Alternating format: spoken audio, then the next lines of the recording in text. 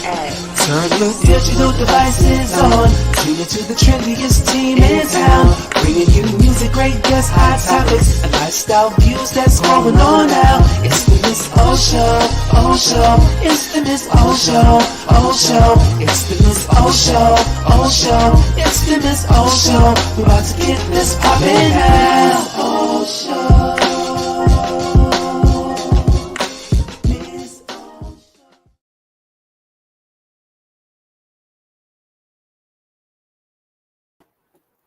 There it is. There it is.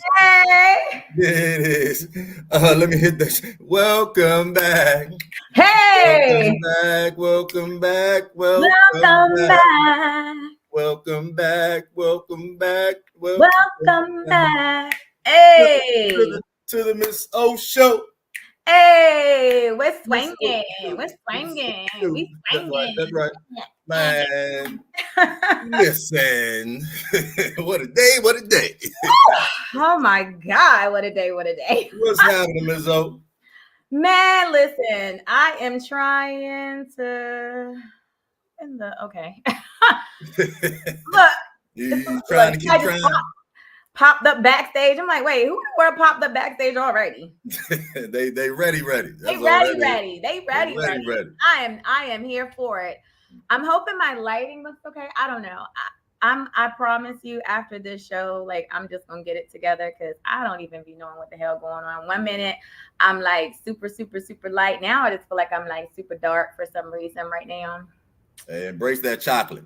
Listen, I'm not even talking about my complexion because, you know, I want to be my real complexion. I just feel like I look dark, like my setting looks dark.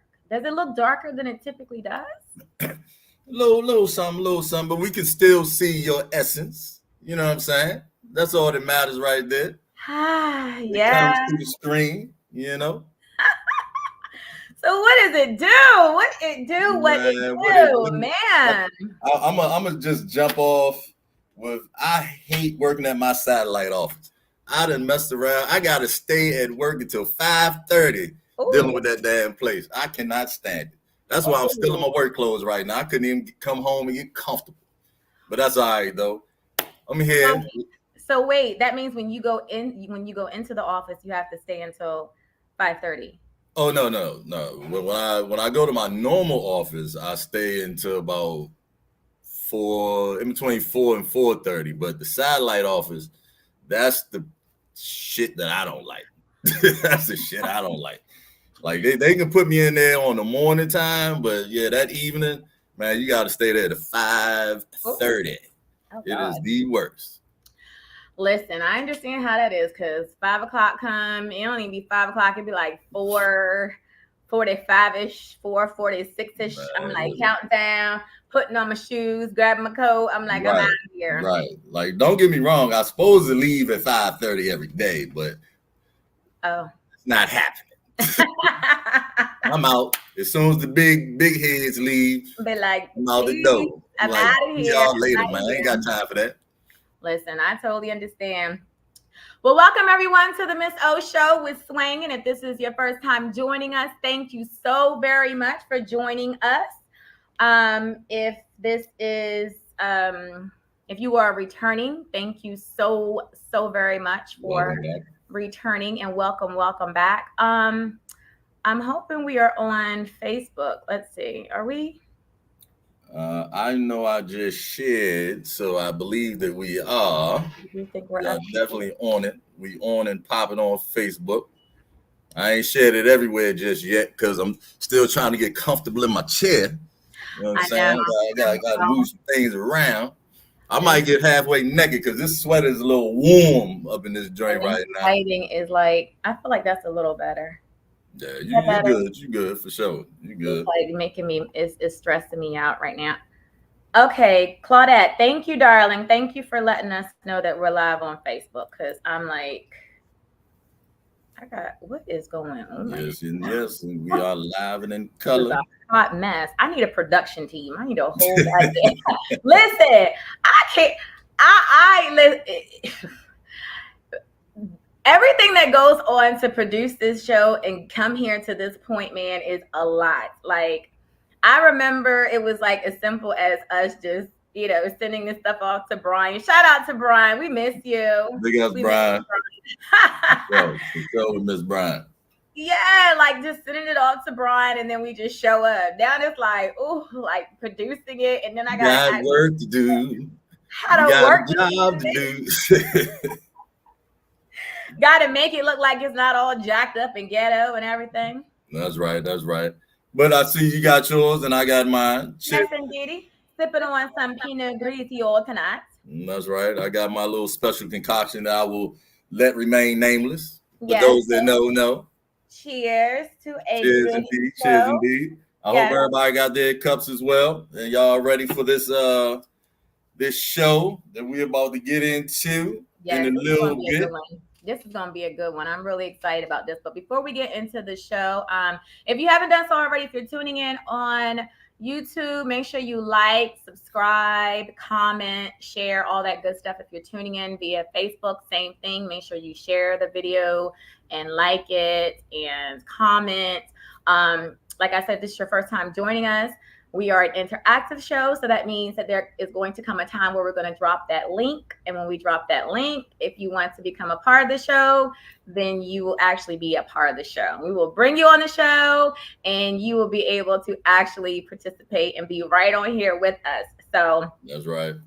I'm really excited about that. Turn them cameras on, though. Yes. You will not get on. You will not get on if your camera's not on. We're not bringing you on just to hear your voice. We want to see your face. So. Yeah, if you got a bonnet on, that's cool. Exactly. If you're comfortable, you're comfortable. It is a no judgment zone. Okay. Exactly. No judgment zone over here. So how was your weekend? I think it's been more than just one. It's been like a couple, I think. Yeah, it's been two for sure. It's been a couple. Well, my son had a tournament, AAU tournament up Pennsylvania. We starting that shit again. But he had a tournament up Pennsylvania. You know what I'm saying? They went up there and showed out. You know what I'm saying? They 2 out of 3. You know, so we didn't make it to the championship game because of the game we took an L on Sunday. But them boys played hard. You know what I'm saying? It was a lot of work and blood, sweat, and tears put into the efforts they put out there. So it was definitely a good thing. Outside of that, I think I went over my man's house on Sunday after I got back, watched the game, and came home leaning a little bit. But, that's all right. You know what I'm saying? I was just right around the corner. So it was a good time all weekend for real. Got time with the family, got time with the friends, and then Monday rolled around. Yes, the infamous Monday. Yes, indeed. So one of those Sundays we won, and the other Sunday we win. Yes. I swear that they make it hard to be a fan, man. They make it hard to be a fan. They stress me out so bad that I've gotten to the point where it's so hard for me to watch it because I literally be screaming. I have the worst headache. I am ready to throw stuff at the television. Mm-hmm. And it's crazy because when people used to watch the games and they be going crazy and stuff, I never really understood why they would be so invested. Now I understand because sometimes when they be doing crazy shit, I'm I can't even watch it because they are going to make my head blow. I can't watch it. Yeah. And I don't really know what the actual problem is because we actually have a good team. We just not good for 4 quarters. That'd be the issue. But I think change is going to come. I think Magic and them boys that took over the team, I think they're going to start rolling heads pretty soon. So Ron Rivera is about to be out of here. You know what I'm saying? I don't know who they're going to have at the head coach because Eric Bieniemy he's a nice play caller, but I got issues with him. But that's a whole nother show, nother conversation. Right. You know what I'm saying? But I'm gonna still stick with him though. That's my mom. I'm gonna stand by him. Yep. I'm gonna stand by him. Same here. I'm so how was your 2 weekends? What you get into? Listen, I did not do anything. No. I did not. I am not lying. I did not do anything. I think my fiance and I did go out to eat. We went out to eat one day, but that was it. That was it. Yeah. Well, I didn't do anything this weekend. I did not leave my house this weekend at all. And like I said, last weekend I did go. We went out to get something to eat, but that was it. And didn't leave the week. Did not leave. And it's been so good. Like this whole year, I have just been moving and doing a bunch of stuff out in the streets. And now I'm just like, I just want to coast through the rest of this year. I don't need anything extra or crazy. Well, you got the holidays coming. That's crazy enough. Okay. And that's the perfect segue. That is the perfect segue because we're going to talk about these holidays, man. Oh my God. Listen, tonight's show is, first, before we get into what the actual topic is, I'm so excited about this. We are going to be interviewing Dennis L.A. White. Okay. That's my man. That is my man. I love Dennis. We've interviewed him before, and he is just so much fun. I love him. He is so much fun. But he is an actor, director, producer. He's known for his role.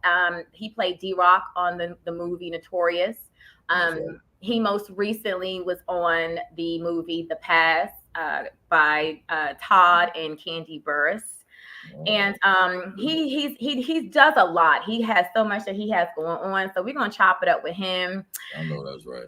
And then we also gonna get into this topic, which we're gonna be discussing these holidays and how you survive them. How do you survive these holidays? It is so much that comes with the holidays, and it's like, how do you make it out alive?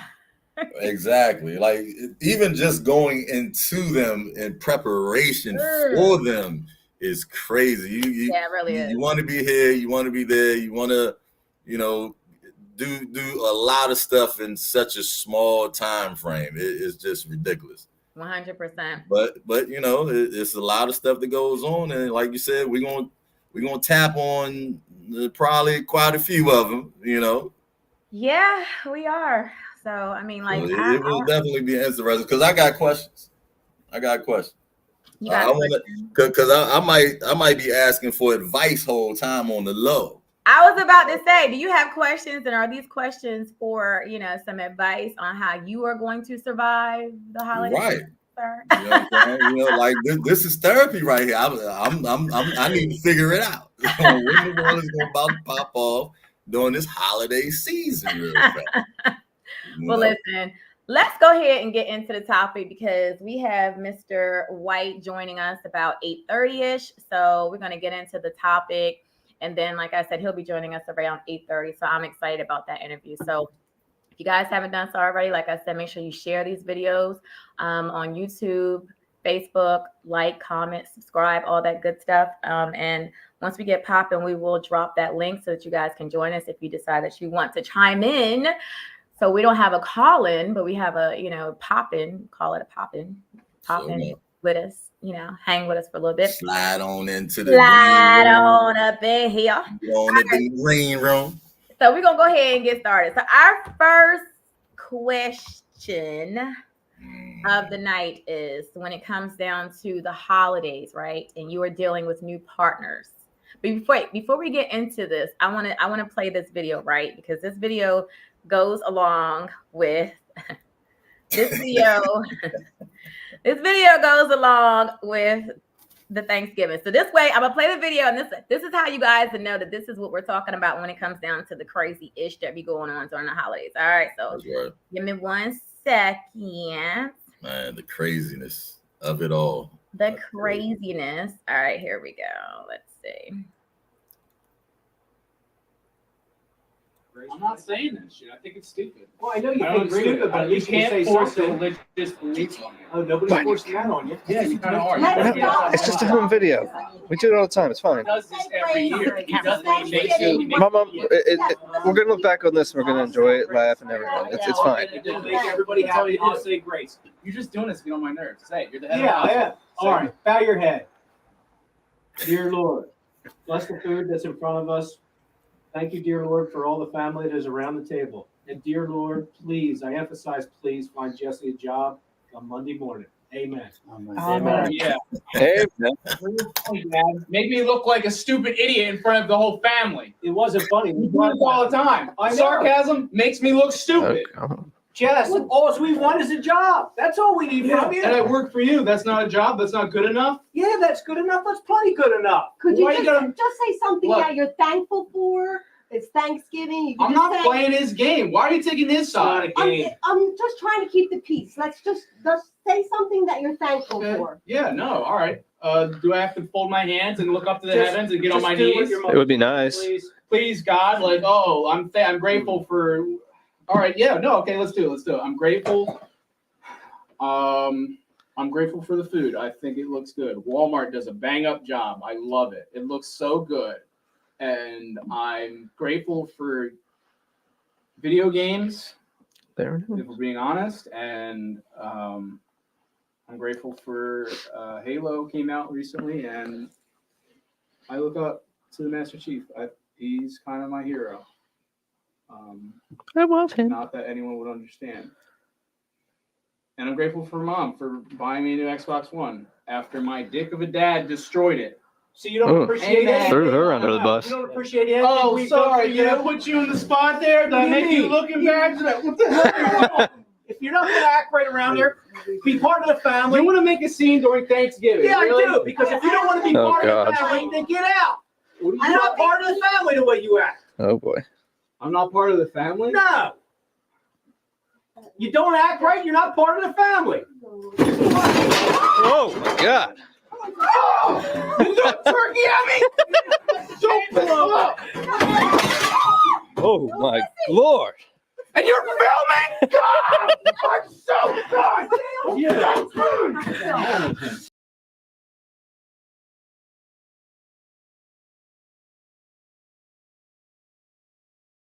Oh my God, yo, you got to be shitting me right now, yeah.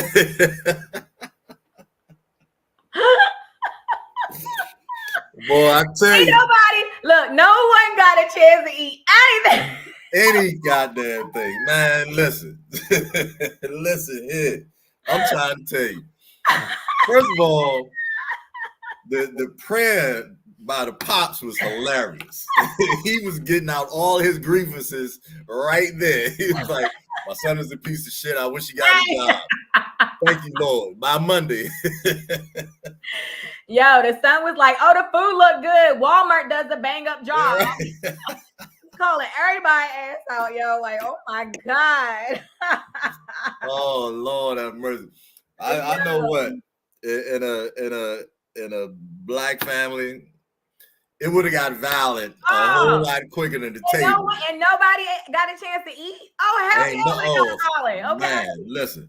Look, Everybody science would've got and their throwing ass your whooped that turkey day. is disrespectful. It's very disrespectful. Damn it. Yes, Especially I ain't indeed. get no food. Now you done threw the daggone food and I ain't even eat. Oh hell no. I ain't get the turkey from Walmart. I'm pissed off at this point, yeah. Yo, I'm pissed off. he done knocked over the whole damn table. Lord have mercy. I swear to goodness, man. That thing right there. But yeah, it's families like that though. It's families like that. Like Yeah. you can't even get through a meal. Oh man, You know what I I'm tell saying? you, and it is. William said, "I'll turn this whole M&F and table over," which he did, wasting food. Hell no, Yeah, exactly. No, he ain't got no daggone money to pay for it. Man, I would have picked that table up and threw it at his ass, goddamn it, or my chair or something. Yo, Boy, fighting. let one of my kids do some disrespect. Man, listen, I'm going to jail. I am I'm going too. to jail. I'm just going to quietly be like, okay, guys, it's been nice. You gotta go. Just leave because you do not want to witness what's about to pop off. Because my head about to spin. I'm turning red and I'm getting ready to flip out. You don't want to be a witness. That was absolutely crazy. I think that was probably it definitely wasn't the worst that I've seen, but that was bad. Yeah, that was bad. So the first topic that we want to get into is dealing with new partners. So you just started dating, I don't know, maybe it might be a month, 2 months, whatever. You just start dating. So are you inviting them to Thanksgiving? You know, are you inviting them to the Thanksgiving dinner?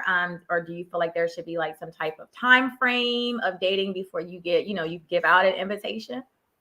I think I would wait. If it's just like 2 or 3 months, I'll probably just hold off and, you know, make sure, you know, I give salutations to make sure they, you know, enjoy time with their family. But 2 or 3 months in, I'm not the type that sits up here and I guess parades a new person around immediately, because Right. then you'll be the cousin or the nephew or the grandson. Right. So every time this motherfucker come around, he mess around. It's another chick. It's another chick. Yeah. So I can't do that in a couple of months span. Even like say 8-9 months, I'll probably do it, but then I probably wouldn't want to take away from their family time. You know, like if everyone lives in close proximity, that's one thing. You can hit one and you can hit the other, but to sit up here and try to force the issue, I'm like, nah, you know, you go ahead and do your thing and I'm gonna go ahead and do mine. Because like I said, I don't want it to be a thing of, well, damn, every time Swinging pull up, this dude sitting up this drink with somebody else at the dinner table. Like, nah. And you know, black families gonna be like, "Oh, which one is this with? Is it Cherie?" Right. Right. Oh, damn, you got so many of them, nephew. What's the auntie with the bad eyes and shit. Was like, who's look, that? they be asking, how's the kids? She be like, I ain't got no damn kids. Right, exactly. Now the uncles are different because all they gonna do is like, yeah, I see you, nephew. Right. I see you doing this shit. But yeah, the aunties and the females on the side of the family, they will definitely be intrusive with their questions and shit. Hell yeah, because you can't be bringing no daggone new women all up in the house. We don't know who they are. Yeah, not at all. But yeah, so I don't think a month or two, you know, like I say, even 6 to 8 months, it's not that I wouldn't invite. It'll just be a thing of, I know you got your own shit going on, so you go ahead and handle that. Then, you know, the following year, we can go ahead and try to map it out a little better. Okay. So what you did? Tanya said, I would never unleash the Parkers on an empty. Okay, listen, I feel the same way about the Pokes because I gotta be. Listen, I try to give them a disclaimer. I'll be like, look, I'm just trying to let you know. Yeah. You better go up in there with some balls because you get taken. You definitely gotta have some thick skin fucking with the swingers, man. Listen, definitely gotta have some thick skin. So we have Carlina Spice backstage. Oh, Spicy in the house. Spice is in the backstage. We're gonna bring her on. Let's see what she got to talk about.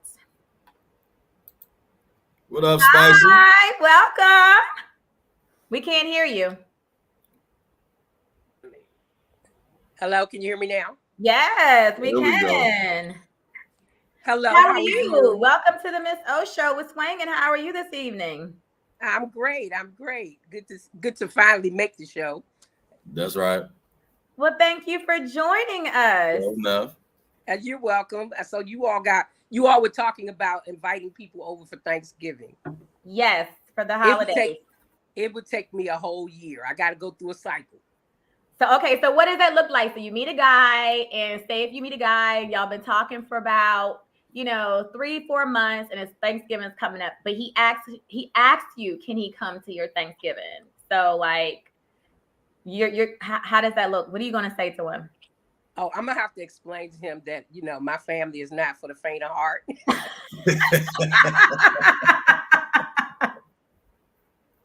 This ain't what you want until you know you're ready.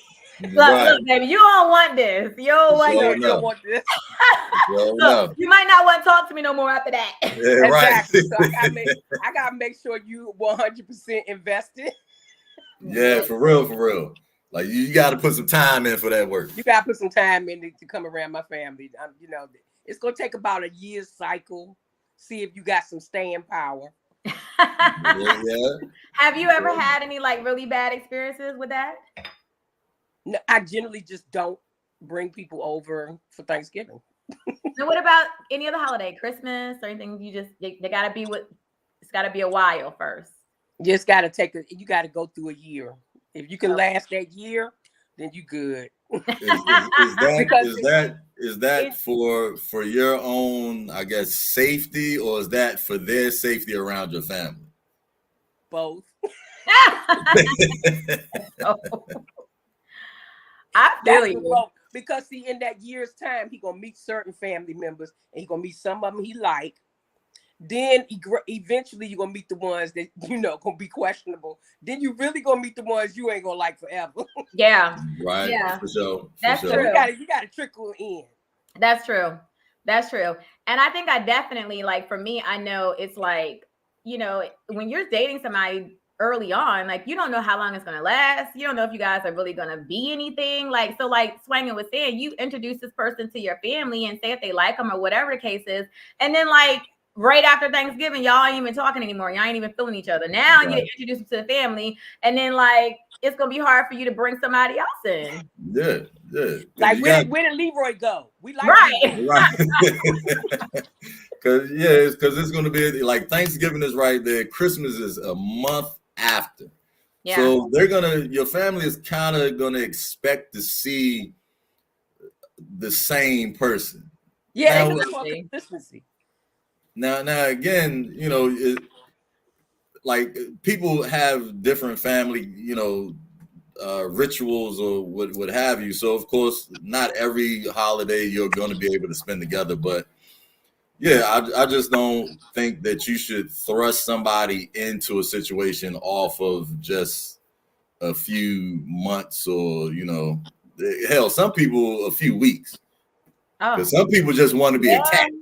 Yeah, that's true. Look at here. One thing about my family, we have this weird sense of humor, and Mark know what I'm talking about because he's been around me long enough.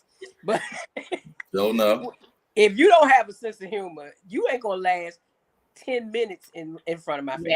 Yeah. So if you come with being sensitive and wearing your feelings on the sleeve, they're gonna eat you alive.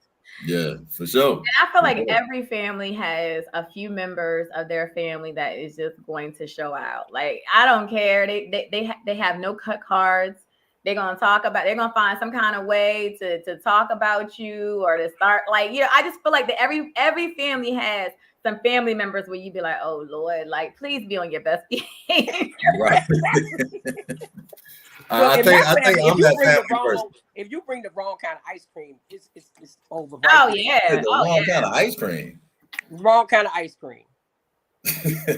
Like you better come in with some butter pecan or something like that. You come in with some Rocky Road, something, they could be like, what? Right. Well, honey, we thank you so much for joining us. Thank you for having me.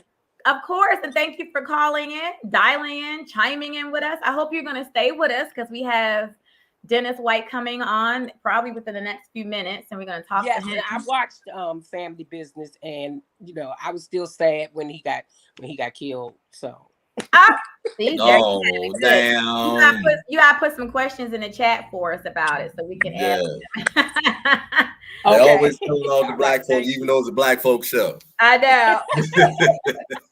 But thank you again for joining us, dear. We appreciate you. Okay. Good night. All right, Spicy. All right, dear. But man, I think I'm probably one of those family members that will give someone a little bit of grief. You know what I'm saying? Not intentionally. Like, my intentions are never bad, but if I see an opening, I'm gonna take it, and I'm gonna see how much you can take. But it's never, with malicious intent. But you're gonna get it though.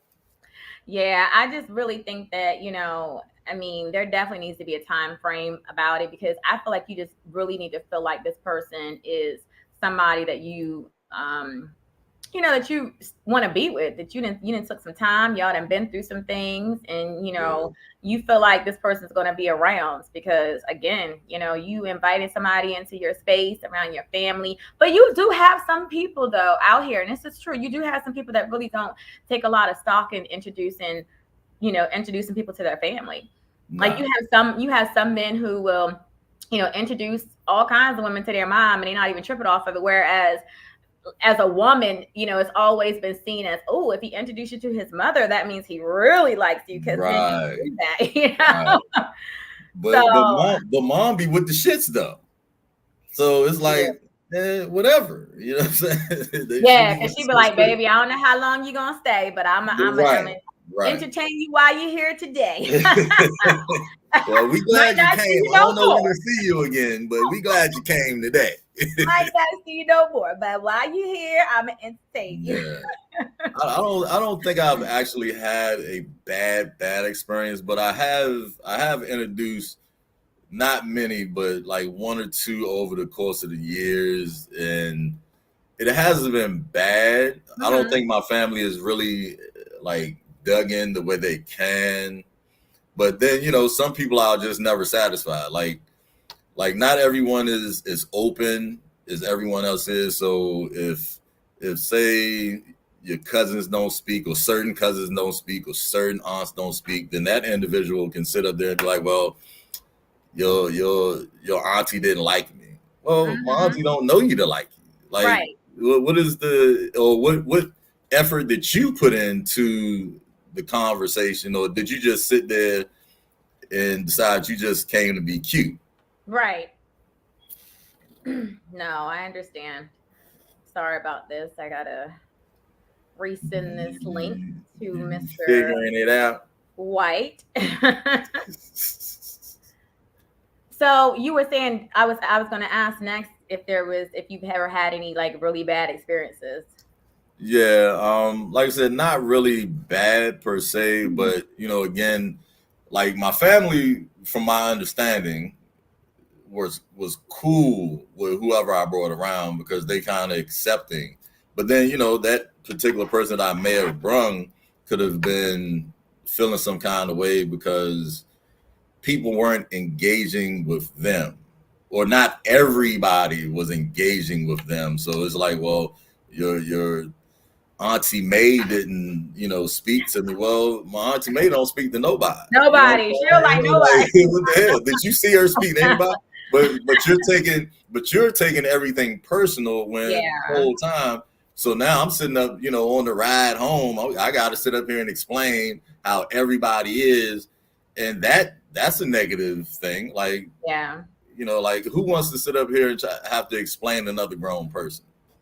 So hold that thought because we have Mr. White backstage. So we are going to bring him on. 1 second.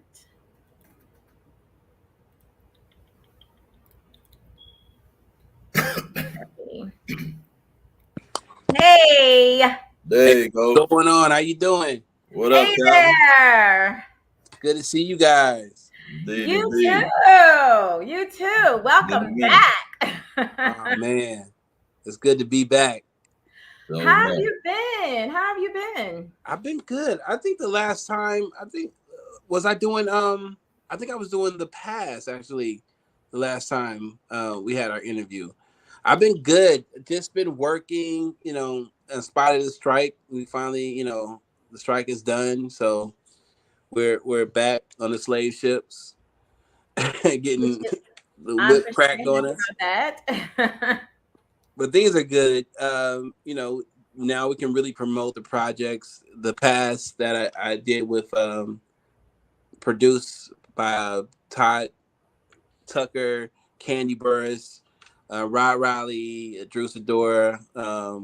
The movie has been, really amazing, and it's been like #1 on Peacock, and we were we dropped it in the middle of the strike, so we couldn't really talk about it, promote it. But now that it's up, now we're talking about it. I know that's right. Yes. Let's go. Let's go. It's a very, very good movie. I watched it. I really, really enjoyed it. But before we get into all of that, for the people that may not know you, if they've been under a rock, I say that all the time. If you can just let everybody know a little bit about yourself. Okay. My name is Dennis L.A. White. I'm originally from California. I'm an actor. People know me as D-Roc from the Biggie movie or Kennedy on The Family Business. Reggie Moses on The Closer. I've been in a lot of projects. I'm an acting coach as well. My company is called Act Like You Know. I direct films. I write films as well. And I just, I'm a hip hop head. So, this 50 years of hip hop has been really important to me. So that's just me. I love it. Good stuff. So I do have a clip. Let me see. I do have a clip that I want to show. Y'all gotta be patient with me because I'm telling y'all. That resume is nice for sure, man. That resume is nice, yo. I've been putting in a little work, Ain't nothing wrong with that right there. Yeah, it really is. Where's your acting school located? Well, since the pandemic, I've been doing it, virtually. I do private coaching virtually, and I just had a workshop in Atlanta this past Sunday, and then I had one 2 weeks ago in North Carolina. So I do it all over. Good stuff. All right, so here we go. 1 second.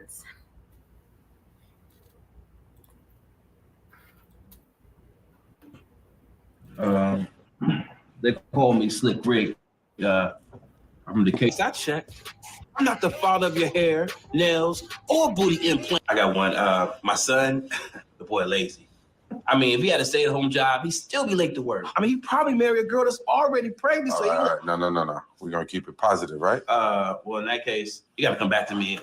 All right. I thought he was cool until he molested my cousin. Yes, sir. I learned that my son is not as lazy as I thought he was. You're the whitest motherfucker I've seen in my life.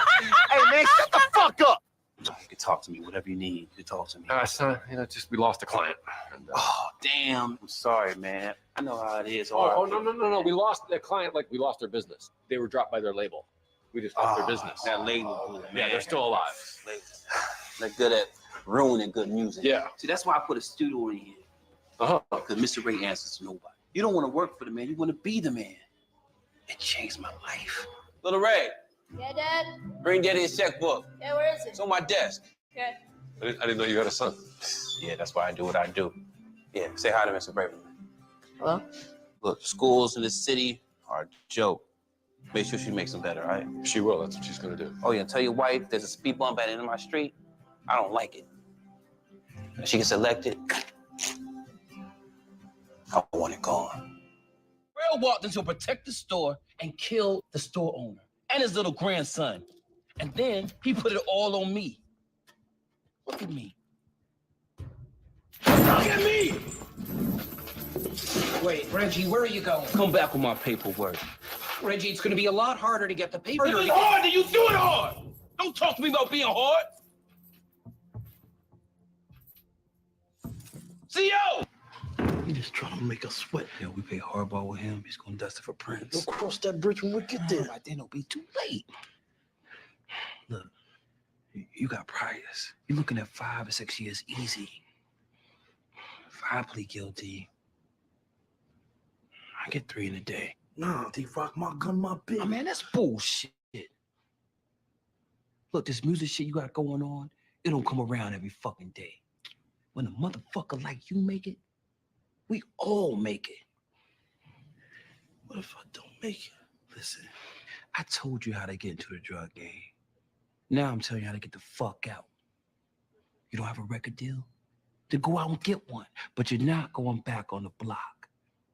Now when you got the skills to do something, and not if I take this bid for your ass. So you're gonna make it.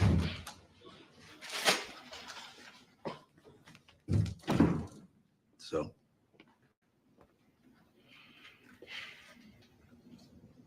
I put my socks on first, motherfucker.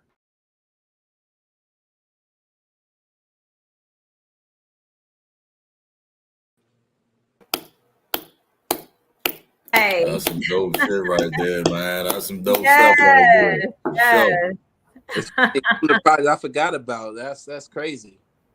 You say you forgot about some of those. Couple of those. And what's great about that is, so in the Parenthood, that was my son, my real son, in a scene with me. Oh, really? Yeah, and his birthday was actually yesterday. So happy. Oh, Happy happy belated. Happy belated. belated for sure. Is he acting too? I mean, Nah, well, I know he did that, but does he do anything beyond that? nah, he's smarter than me. He graduated from Howard University, so he's smart. Big Oh, ups. Big ups. That's another big up. okay, that's what's Yo, up. So, nice, what man. made you decide to get into acting? You know, I as a kid, I was always doing theater, always doing plays, doing poetry, and playing sports at the same time. And it was just something that just, I was really good at, and I enjoyed doing it. And so when I went to college, I had a scholarship to play not pro baseball, baseball scholarship.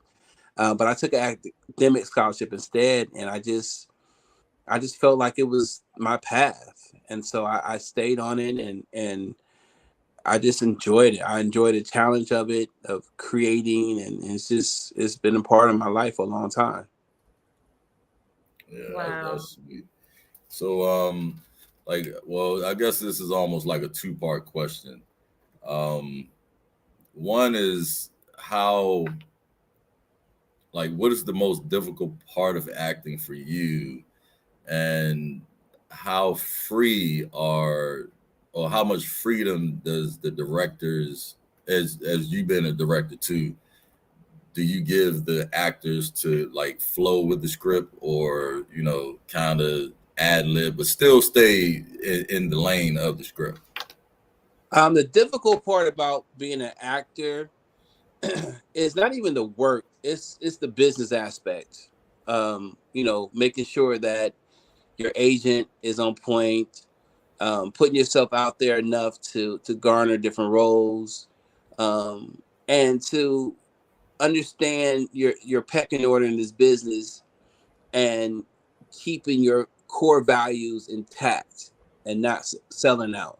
That's one of the biggest things, because they will try and come at you and ask you to do things that you might not be too comfortable with. So knowing what you will do and what you won't do, that's probably one of the hardest things.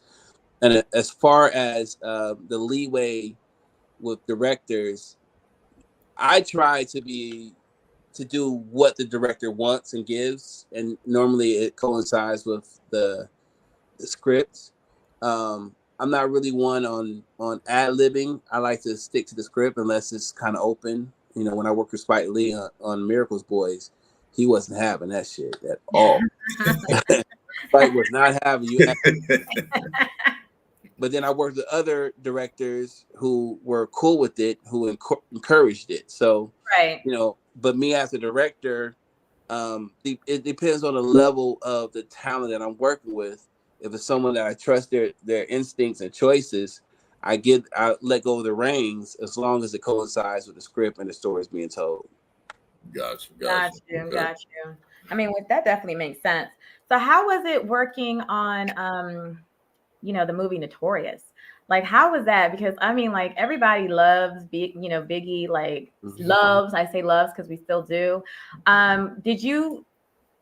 Did you actually talk to D-Roc to kind of like get, some advice for playing that role? Did he was he okay with you playing it? Did he have any say in it, or like, how did that go?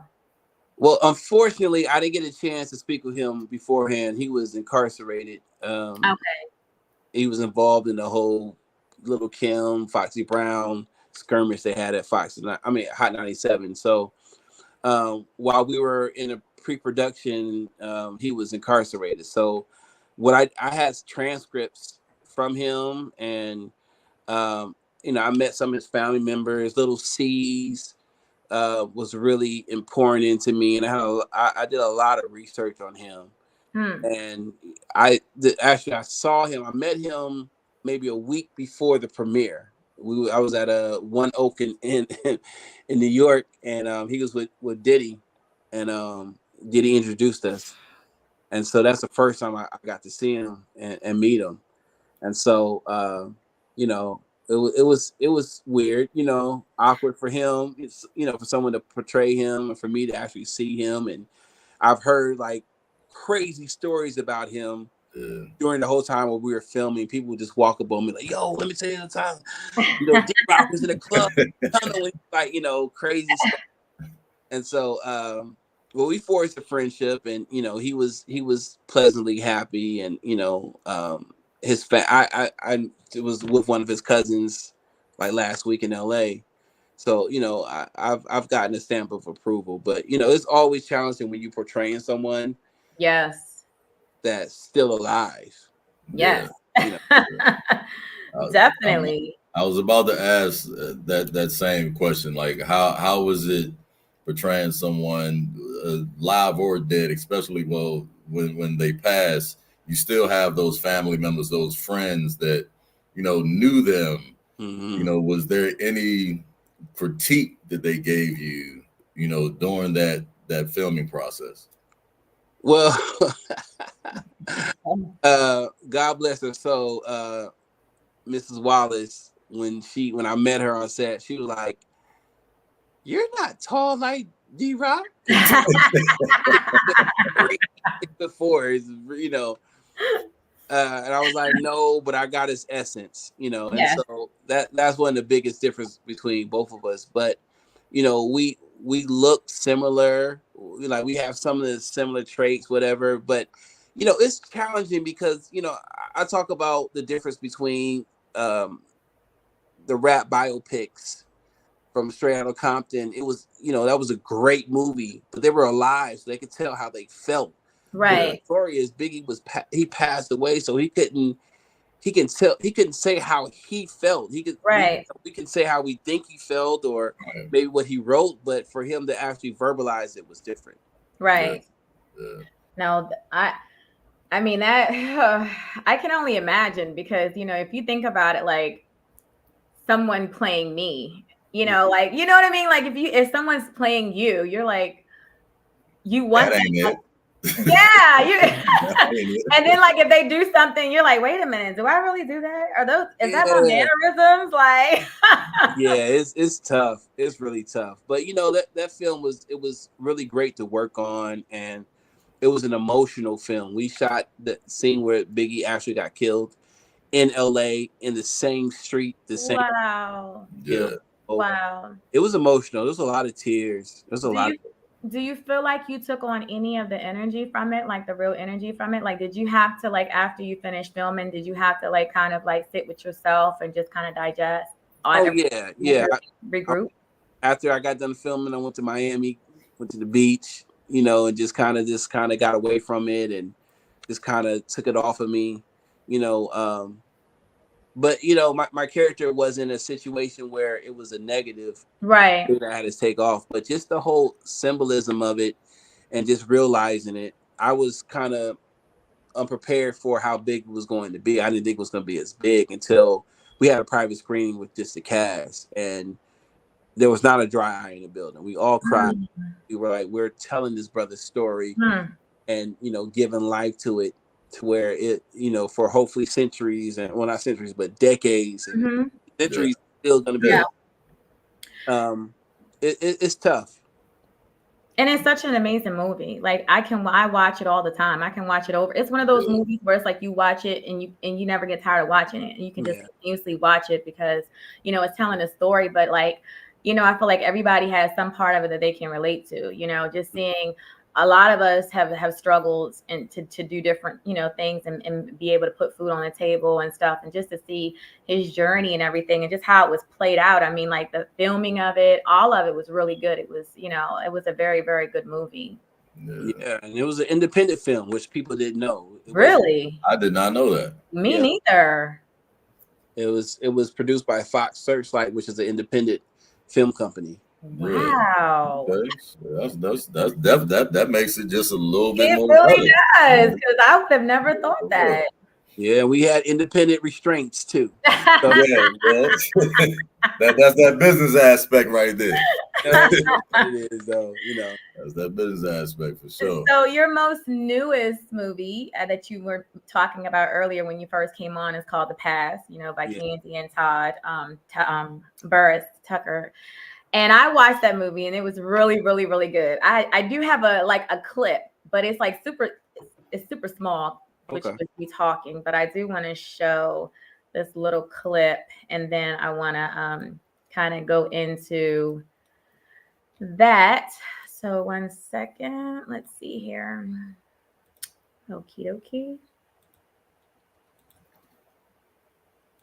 Yeah, it's been some weeks. My wife knows that the path to a man's heart is through the pussy. Leon and I, we try to pass. How do you do that? Are you ready to come to the dark side? You deserve an early anniversary present. Okay. So what'd you get me? I'm giving you the pass, dummy. What time are you getting off tonight?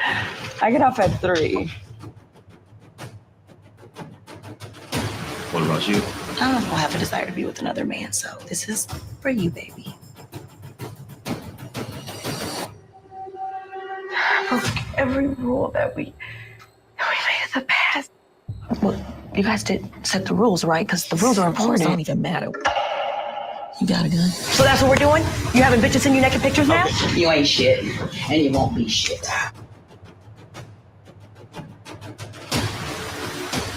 Get in the fucking car. Do not let this ruin our marriage. Woo! Sure. Yes. Man. Woo! Man. So how did you wow. I mean, like how did you get into that? I mean, I'm for sure there was did you have to try out for that role, or you just knew, they decided to put you on? One thing about this film, which is I feel it makes it so great, is that we've all been friends. So the actors, me and Rob, we did Bad Dad Rehab. Me and Blue Kimball's real cool. Me and Ty Tucker, good friends. Reese Odom, Candy, like everybody like friends before we shot that. So it was a great ensemble cast, and we all bounced off each other because we knew each other. So I enjoy working like that. It makes it easier and it makes it look realistic. So I didn't have to audition for it. They offered me the role, and I didn't really get the script until like the day we had like the table read, and I was like, "Oh my God, I didn't see this, and this is crazy." And Todd is my man, 50 grand, and I love Candy, but I'm like, I ain't kissing Candy on camera in this script because I don't feel comfortable. Yeah, listen, that movie was spicy. I really enjoyed it. I mean, I do have one question for you. So would you give your wife the pass? I'm not married, so would you give your girlfriend, your wife, if you were married or you had a girlfriend, would you give them the pass? I mean, it depends on how attractive the girl is that she's having the pass with. But wait a minute. I mean, she just happened to have the pass with a girl, but I mean, the other average woman might have a pass with a guy. I don't know about that. Look, here's how I feel. If she's comfortable, we're comfortable, we have a relationship like that, and we're open, and we both agree to it, then sure, if that's what she wants, and I feel comfortable with it, cool. But like I said, I've never been married, so I don't know how it would feel if it's my wife doing that. You know what I'm saying? Right. Yeah. If it's my girlfriend and we have an open relationship, then it is what it is. But I don't know if it would be different if I'm married. And I think it's all subjective, and as long as you're okay with the circumstances that happens after the repercussions, right? Because sometimes what's good for the goose ain't good for the gander. All day. Yeah, I'm just like you. Like, until you're actually put in that situation, you really don't know how you'll react to it. But just off cuff, I don't think that I would be too comfortable with it. Just off the strength of knowing that I'm right. You know what I'm saying? Exactly. Your wife. Oh my God. Right. Yeah, I don't know how comfortable, and I wouldn't even request it. You know what I'm saying, from her for me to get the pass, because again, it's all the repercussions, as you said. There's always going to be something in the back of the other person's mind, thinking, well, what did they do with said individual? And yeah, that's a lot of work right there. Yeah, I mean, I just kind of feel like, you know, if me and my wife, if we get down, you know, we bring a girl and we open like that, and that's cool. We both, you know, entertaining the situation. It got to be a joint situation. I think that's how it should be. Yeah. Same time, yeah, same time. Yeah, Same time. Yeah, I definitely think that it's just about the individual couple because everybody's different. Everyone's into different things, and it's definitely about what works for you as a couple. But there definitely has to be some ground rules, and you have to be prepared for, like you said, the consequences of it. Because sometimes, you know, you might think that you might not believe that you could fall for the other person, or you might not think that you would like, you know, their sex way better than your person. And now it's like you kind of like, because even in the movie, you know, she did it like a couple times or one time or whatever, and then she was kind of like, okay, I'm thinking about her, like I want another time with her, I want to do this again. Yeah, I would have to pick the if she wanted to do it, but do it, I would have to pick the dude. So you wait. Foot. You would pick the dude with a cliff. Yeah. So you would pick the dude. Would you make sure he's not attractive, or how does that look? Yo, he would be a paraplegic. Like, oh my God. That is so not fair. But look, whole time though, like the female would have to pick the other female too. Right. Oh, you know? Horrible. Hey, but you know, guys, we got lower standards. So we're like, all right. Yeah, facts. And they said it. Ladies, they said it. That he basically said it don't matter. Hey, so what would you do, O? Not quote me on that. Nah. But yeah, it all depends on the relationship though. It all depends on. Now I was asking you, so like we both answered the question. Like, what about you? Oh yeah, so yeah, no. No, I'm not giving a pass. I'm sorry, I'm not giving no pass.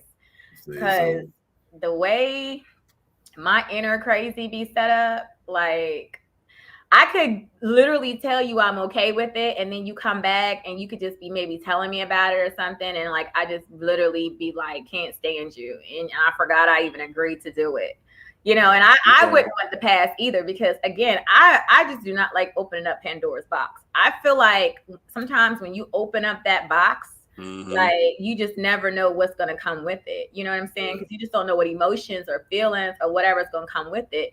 So I'm like, I've always been the type of person, we're whether doing this or we're doing that. So if your man was like, look, my best friend Michael B. Jordan want to smash, you know, no hard feelings, y'all good? Absolutely not. Okay, good answer. Because it would like, because here's the thing, like for me, it would be a woman. Okay.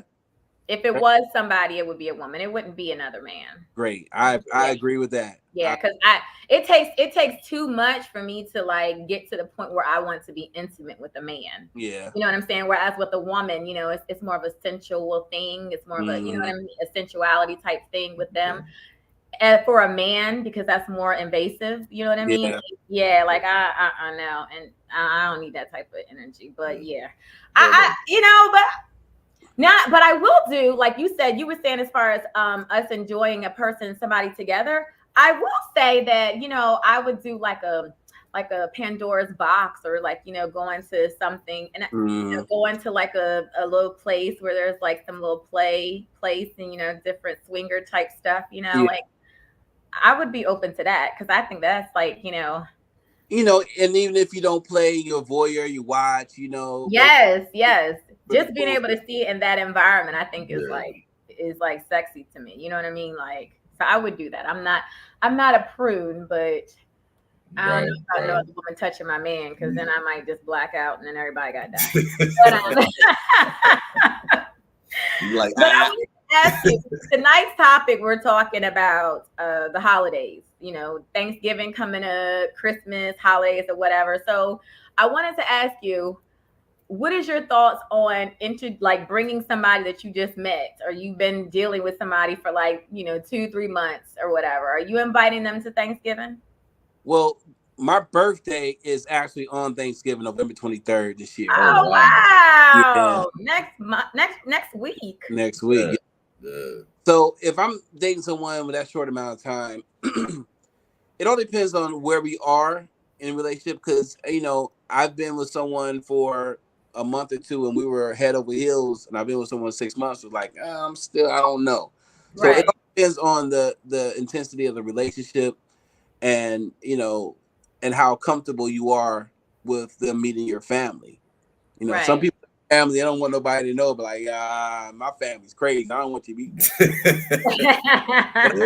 family. I have a great family, but I think that it's a conversation you should have, and it depends on how strong the relationship. If you plan on being with that person for a long extended period of time, yeah. But if it's just something to do, nah, I don't think so.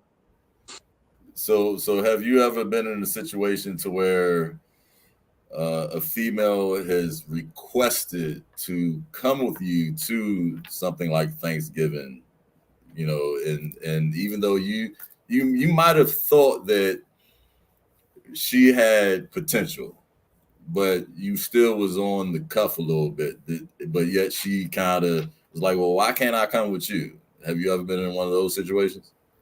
Actually, no, because I'm very clear cut, and if I don't think that you should come with me, I'm not going to invite you. It's not a conversation. I'm like, nah. Like but I do love family. I love being around my family. So if I see you and we rocking, then you come. If you're available, you can come with me. Definitely. I've been in some situations where I went with a girl to a family, and it was a little awkward situation, but I don't mind. Yeah, I think that's dope. So do you cook? Very well. Okay, so what you taking to Thanksgiving dinner? What like you come if you come into my Thanksgiving dinner, what you bring into Thanksgiving? What is your dish that you cook that you know is going to be a hit? I cook collard greens. What? Yeah, I cook collard. Yeah. Oh, now you got me hungry. What? Yeah. I do collard greens. That's one of my signature dishes. I'll take, or I'll make some chicken or some fish. Like I cook very well, and so I love to cook. I'm a Bobby Flay fan. Like right. I need to start watching some shows or something. I'm still trying to not burn boiled eggs and shit. Nah, I'm an only child, and so I had to fend for myself sometimes. My parents are at work, and I'm a single man, so I gotta cook, and I love cooking though. So it's all. I do too. I think, it's so funny because I like when I tell people I like cooking, I'm like, yeah, right. But I feel like there's different, like everybody has their way of cooking. Like I enjoy cooking, but for me, like I like cooking like healthy meals. Mm-hmm. Like I'm not really a home style Southern type, cooking like that, the macaroni and cheese and all that type of stuff. But I do enjoy cooking, but I do like, because I eat clean. So I like cooking type of meals, but I really do enjoy it. It's an art, to be able to like put things together and then, you taste it and stuff. So. Yeah, I enjoy it. Like like I said, I'll do collard greens. I'll do like fried corn. Fried, okay. Just different things. I'm gonna be hungry after this one thing.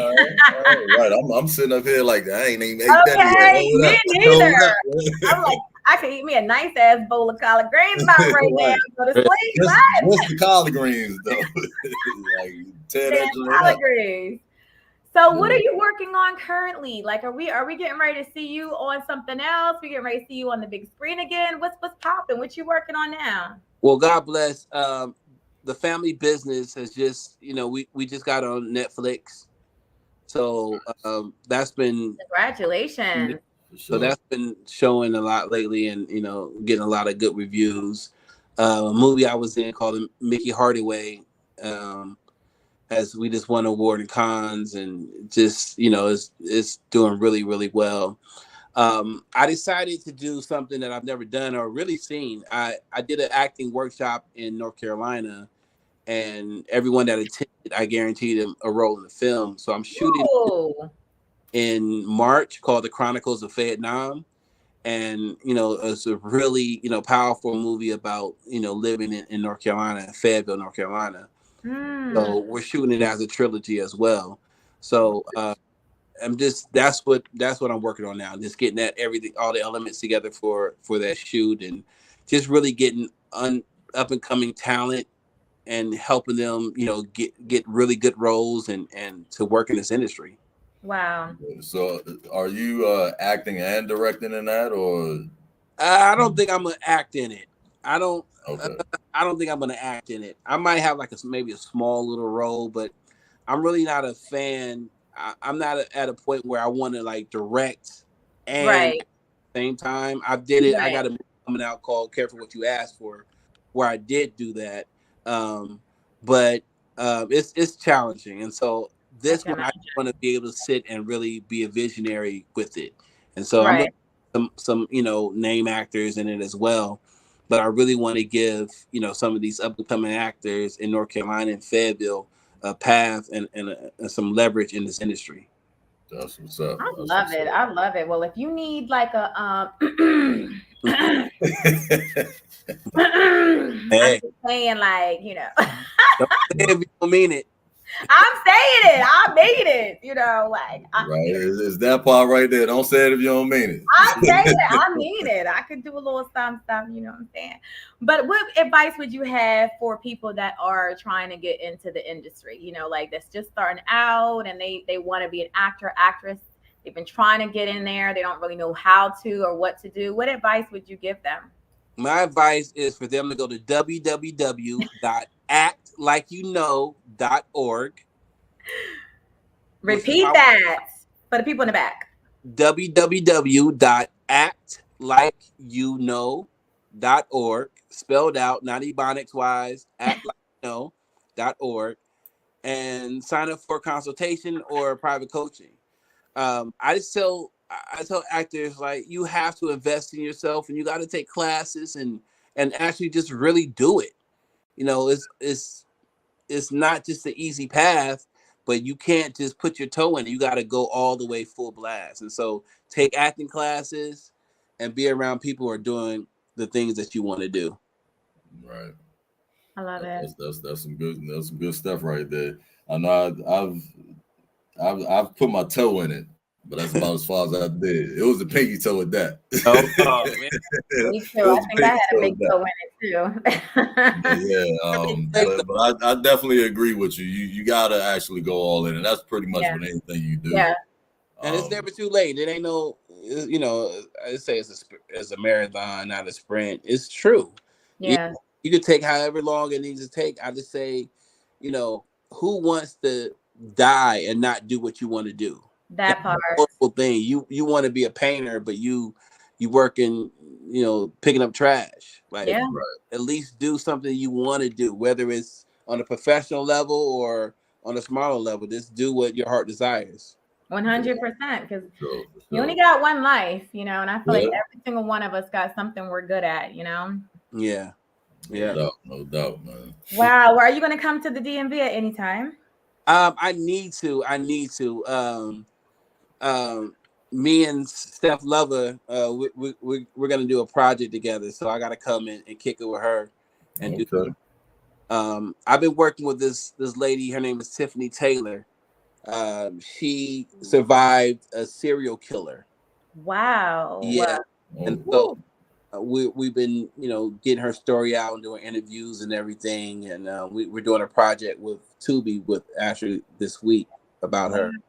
But yeah, out of New Jersey, she's the only woman that survived this serial killer. He got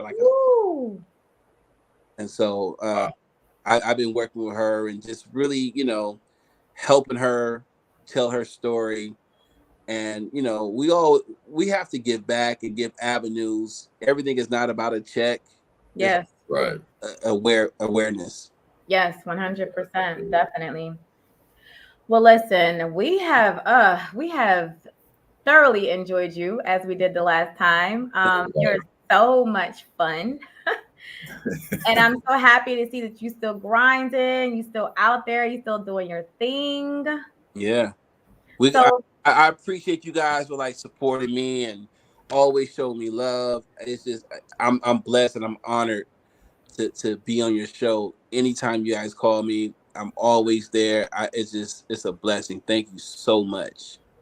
it's a blessing to have you. Like I said, it truly is a blessing because like there are so many people, like you said, that have gifts and they really sometimes don't know the direction and don't know how to get started, so they just don't do it. They don't start at all.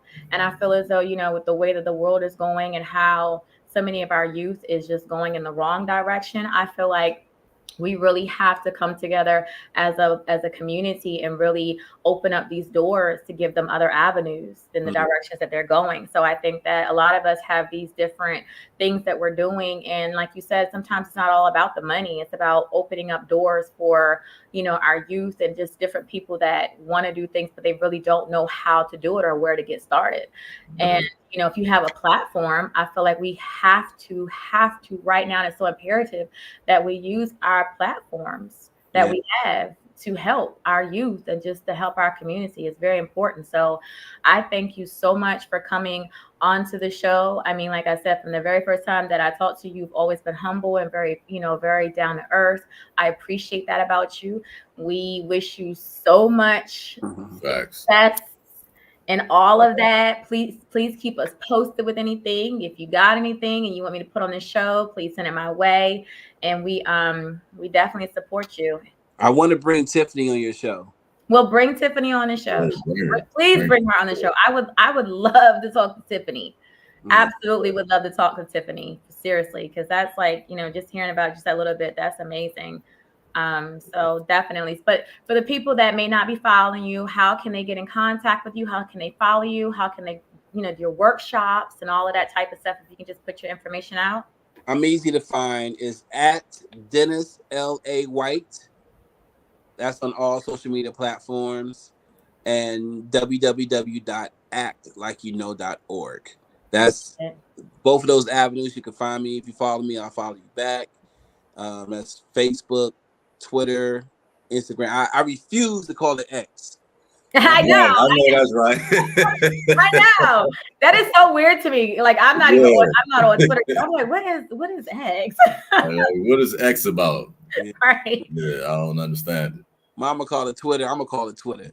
That's right. Instagram. Yeah, so I'm all that. Dennis L.A. White. Great. I'm gonna need that cooking website too, man. I like collard greens. I need to cook some collard greens too, bro. All right, I got you.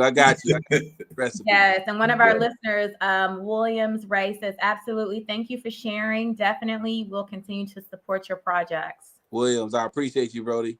Yeah, that's what's up.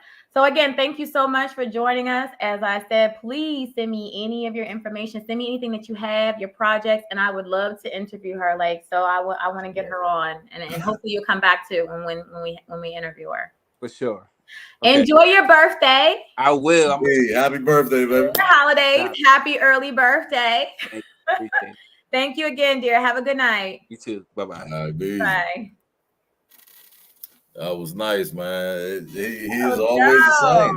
He is always the same, man. He is. Like, I just love him. He is. He's so humble and just so down to earth. Like, I just enjoy that. I mean, like, with the way that the world is today, like, man, it's just so good to meet people that are just like humble and just good people. You know what I'm saying? Like, it really is. Because a lot of times, thank you, sweetheart. She said, awesome. She said, awesome interview. Ray. Is it Ray? Yeah. Ray. Thank you, Ray. Ray. Yeah, we're gonna go. Yeah, no, seriously, like it's so good to meet people that is doing things like that, but they're still humble and they're still willing to, come on different platforms and help people and give back. Because a lot of times, unfortunately, once we start reaching certain levels, we really don't want to we're like, okay, you guys just down there, you're not on my level. So, I'm only talking to people that's here or here. And you don't realize that you was given that platform for a reason. Exactly.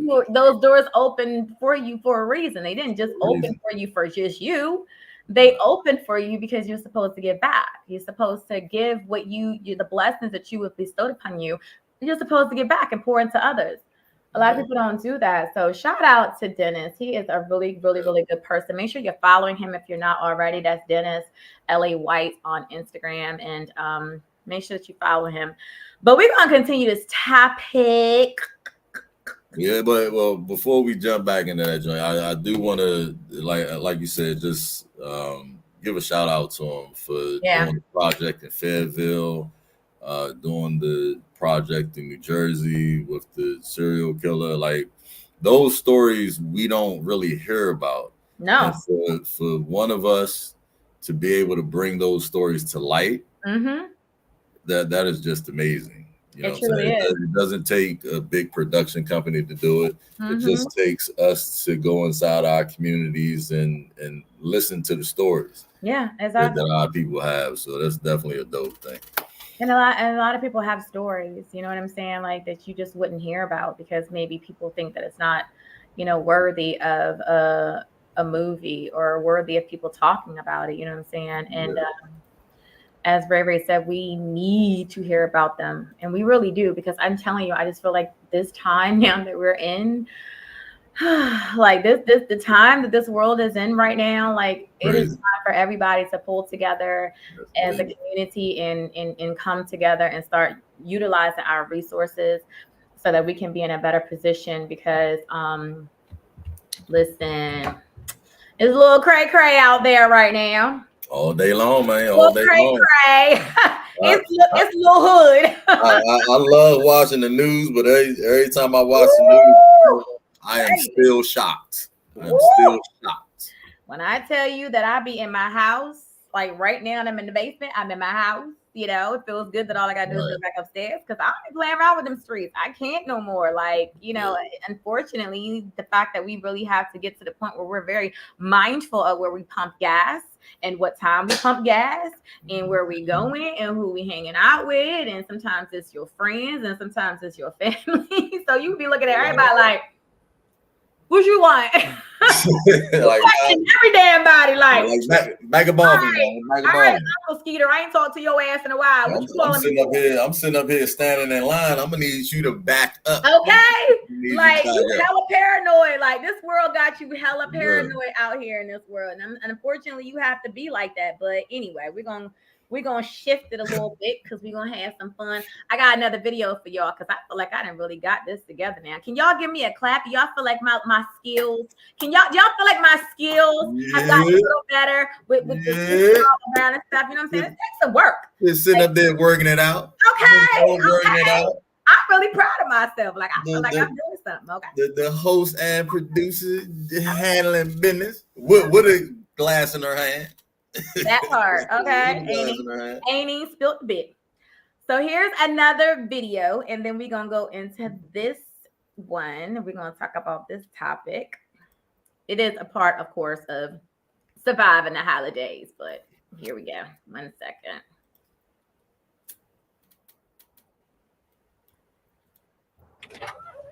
Happy Thanksgiving. Happy Thanksgiving. I'm glad you could make it. Yeah, of course. You look good. Thank you. Hey, can I come inside though? It's a little cold out here. Of course, come in. Yeah. Smell good though. There's so much food.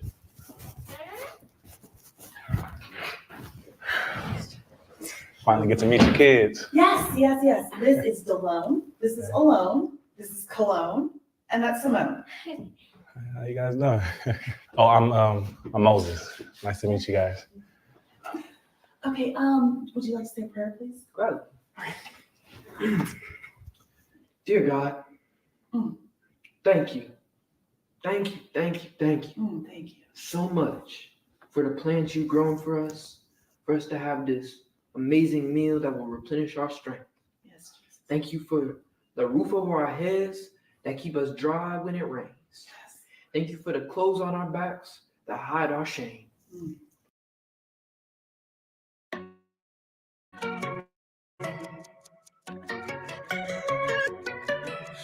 I can never die. Thank you. Thank you. Amen. Amen. Bobby, here, can you get me some? Most people have no clue that in 2023, the best way to make money on Amazon is not. Thank you. Corvette. Yeah. Where the bird at? Excuse me? The bird. What bird? The turkey. Well, we have turkey tofu right here. It tastes just like turkey. What happened to just the turkey itself? Turkey? What? We don't eat that. Okay. What about the ham, the neck bone, pot roast? Ew. No, we don't eat animals. We're vegan. You vegan? Yes. Okay. What part of the country is that? Is that in America? It's not a race, silly. It's not a country. It's a lifestyle. Hey, you ever had any mac and bees? So mac and what? Mac and bees. What's V's? Vegan cheese. Corvetta. Can I holler at you for a second? Yeah, sure. Corvetta, when were you going to tell me you was vegan? I didn't know I needed to tell you I was vegan. You don't think it's Thanksgiving? You know I love to eat. Well, why do you think I made all this food? That ain't food. Turkey tofu? What's that? You haven't even tried it, Moses. I don't think I want to try something that sounds like it could sound like something else that it tastes like. Huh? Listen, if you sit down and feast with us now, I'll let you feast on dessert later. And that's not vegan. Yeah.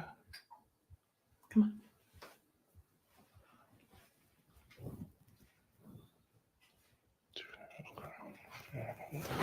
Okay, so how about you try some of the turkey tofu, okay? Okay. Alone? Can you get hands? Thank you. Hand me some chips, please. So good. Love the mac and beans. It's Bob, huh? It's cold. It's cold.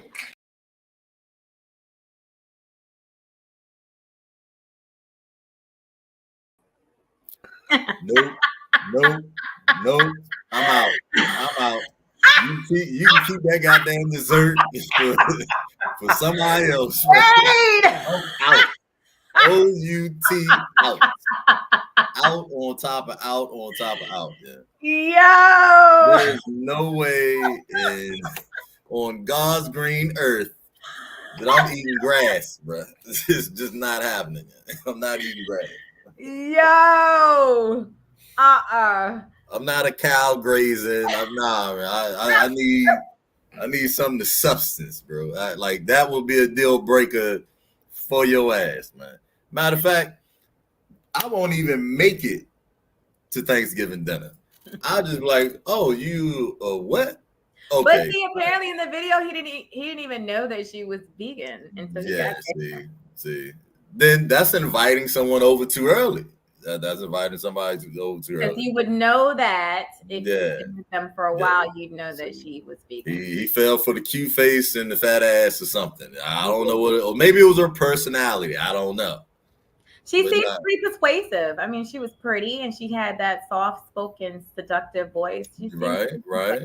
She did try to turn it on. Yeah. I mean, the solemn and the column and all the kids was like solemn, column, and poor kids, Malone and Malone and right. Poor kids. Jesus Christ, the kids don't even know what real food tastes like. They damn sure don't. They was like, oh, bird, right? Bird.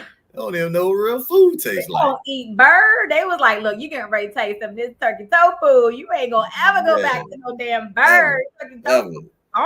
The kids ain't never stood a chance. They ain't never stood a chance. At all. And speaking of that, that's another great segue. So when it comes to the kids, how do you as parents decide who the kids go with if you are no longer together? So if you are no longer in a relationship, no longer married, whatever the case is, how do you decide or determine who the kids go with when it comes down to holidays?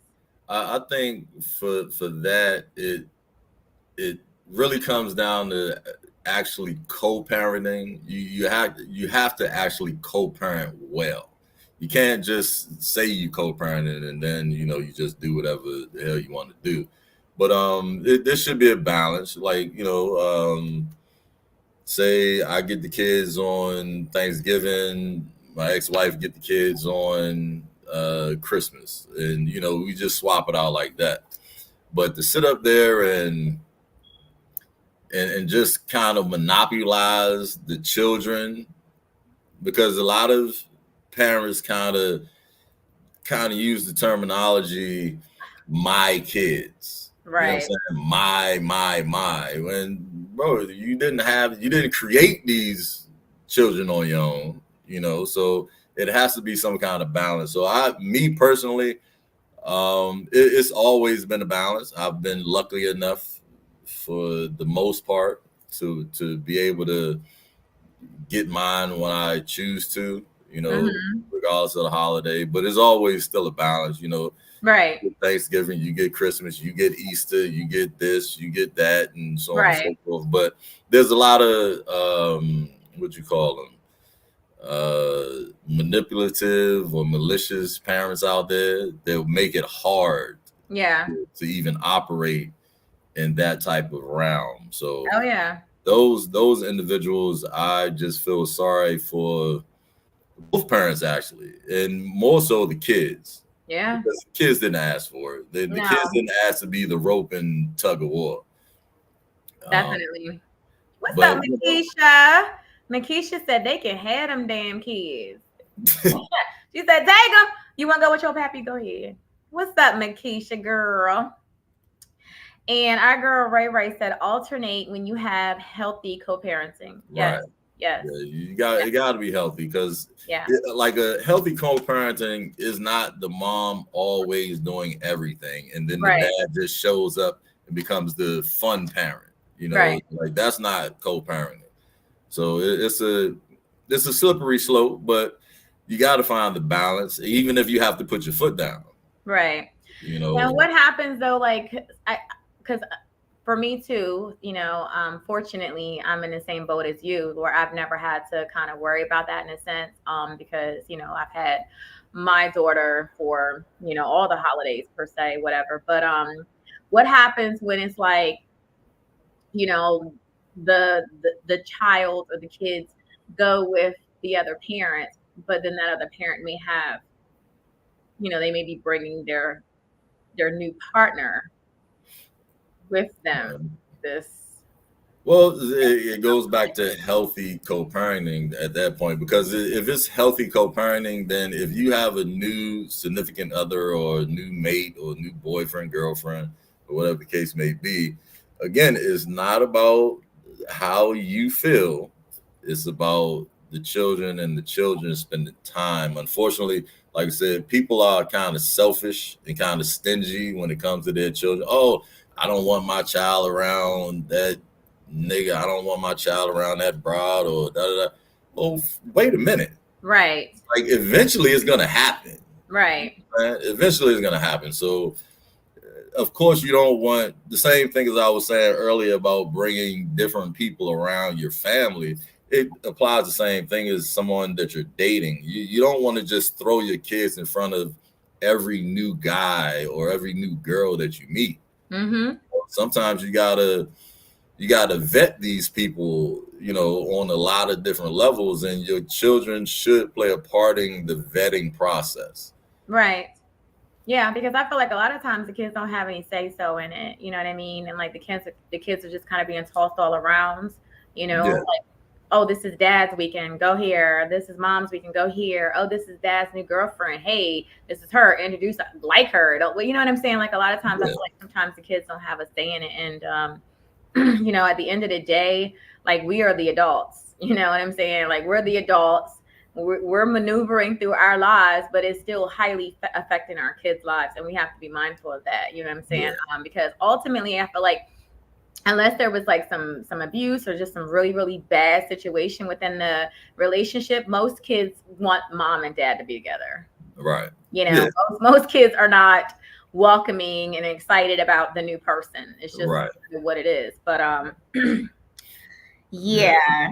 And I think I've been that person that will sit up there and I try to keep my kids out of new situations for as long as possible because, again, I don't want to be the dad that my kids see a new female every 6 months or every year or something like that. I don't want to be that guy. I want to still, as a dad, show stability.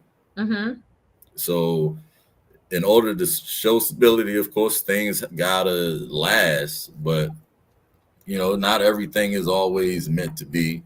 So that's a slippery slope in itself, Yeah. But I try not to just toss people in front of my kids. Is like, yeah, this is my new boo. Accept her. You know what I'm saying? Like, nah, like in order for them to actually accept her, they have to get to know said individual in their own time, not just because they're thrusted in front of them. And you gotta like her because she's my girl or something. Nah, if my kids taking their own time, then that's their time. They don't have to accept you, and they're entitled to that. Not right off break. Yeah, and they're entitled to that.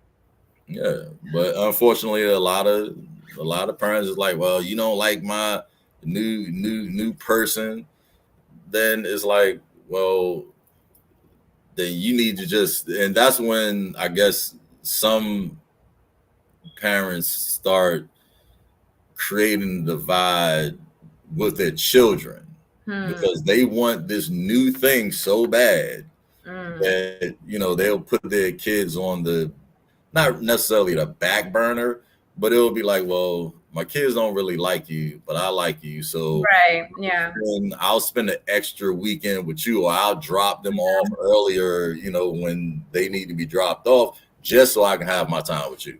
Yeah. To me, that's not fair. No, I mean, I agree. I definitely think it's not fair, but I also think that it's just all about boundaries. I think that it boils down to also the age of the kids. And then it's about boundaries too, because sometimes you have kids that, like I said, if they really want their parents to be together, they may never like anybody that you bring in around because they have in their minds that I want mom and dad to be together. So I don't want to like anybody. So you have to be mindful of that too, because, then your kids will be sabotaging your relationships when they didn't even take the opportunity to even try to get to know the new person. They may actually like the new person, but they're like, okay, I want dad with mom. I want mom with dad. So they're not open to, getting to know the new person. But I feel like there's just so many levels to it. And there's no one size fits all when it comes to that. I think you have to definitely listen to your kids and your kids well enough to know if it's coming from a place of like, okay, like I really don't like this person, or if it's coming from a place of like, I just want my mom or dad to be with my mom or dad, and I'm not accepting anyone else. Yeah. Like I went through a situation like many moons ago, to where the young lady I was talking to, she was like, oh yeah, I just want to take your daughter out shopping. I'm like, well, my daughter was like 9 or something at the time. So she was like, I want to take your daughter out shopping. I'm like, my daughter don't give two fucks about shopping. She wants to go to the playground and play. Right. So instead of you trying to force her into gifts, do something that she likes. That part. Yeah. So, like, but that's part of manipulation as an adult. But then children also manipulate too. They're like, well, I know she's gonna do anything that she gotta do because she want to be my dad. So therefore, I'm gonna just act the ass. Oh yeah. At the end of the day, she's gonna always bow down because it's my say so. Like, kids are that entitled sometimes. They are very entitled, but these kids these days, honey, they be short because I never had to deal with that because my mama and dad are still together. Shout out to them, 45 years. They still together, 45 years. But I tell you what, honey, if my daddy ever had a woman that he was dating and she wanted to take me shopping. Oh yes, honey, let's go shopping, bitch. I'm spending all your money. Okay. God damn it. I'm gonna spend all your coinage and I still don't like you because I still want my daddy to be with my mom. I still don't like your ass, but I'm taking all your coinage. But I want that work though. Yeah, I want that work. Yeah. Okay. If you are willing to try to buy me instead of get to know me, I'm going to let you spend your coin on me. Yeah. Okay. Yeah. And then I still don't like your ass because I already know that you ain't try to get to know me. You want to try to buy me, but I'm gonna let you keep your coin, and I'm gonna be like, Daddy, look at what this your little girlfriend bought me. I still don't like that hoe. Right. I still don't like that hoe. Matter of fact, mommy on the phone. You Mommy want to on the phone. talk I'm like, Mommy, let me tell you what she bought me. Yes, Daddy, little girlfriend bought me this Gucci bag and blah blah blah blah blah. Mom, you want me to get you something too?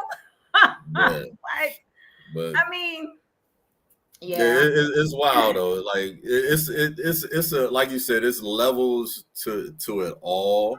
Like I've been on the other end of the spectrum where I've been thrust upon. Matter of fact, the same situation. I was thrust upon the girl's children, and I'm like, well, I'm already a dad over here. Yeah, you know what I'm saying? I'm like, we ain't even been together that long for me to be a stepdad already. Like, come on now. Like, now you're actually forcing me to take over a position in the span of what, 4 months or something. I'm just reaching for a time frame, like 4 months, but yet you're pushing me into a position that, not saying that I cannot fulfill, but still that's too early. Like, I don't even know.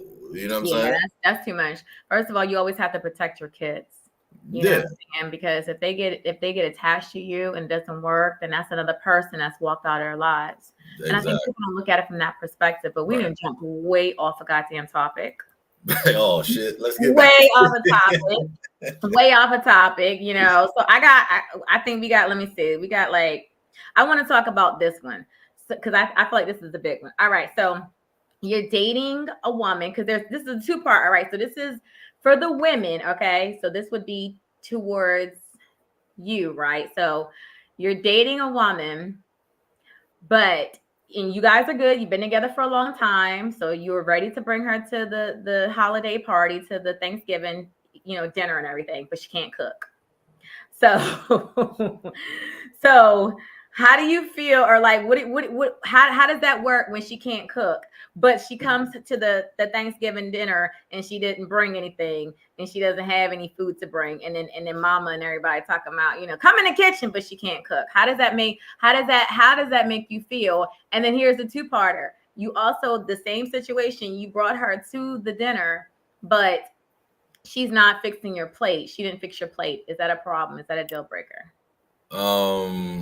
As far as the first part, if she cannot cook, and I know that she can't cook, then I will make sure I give a sign to whoever is the head chef of the kitchen.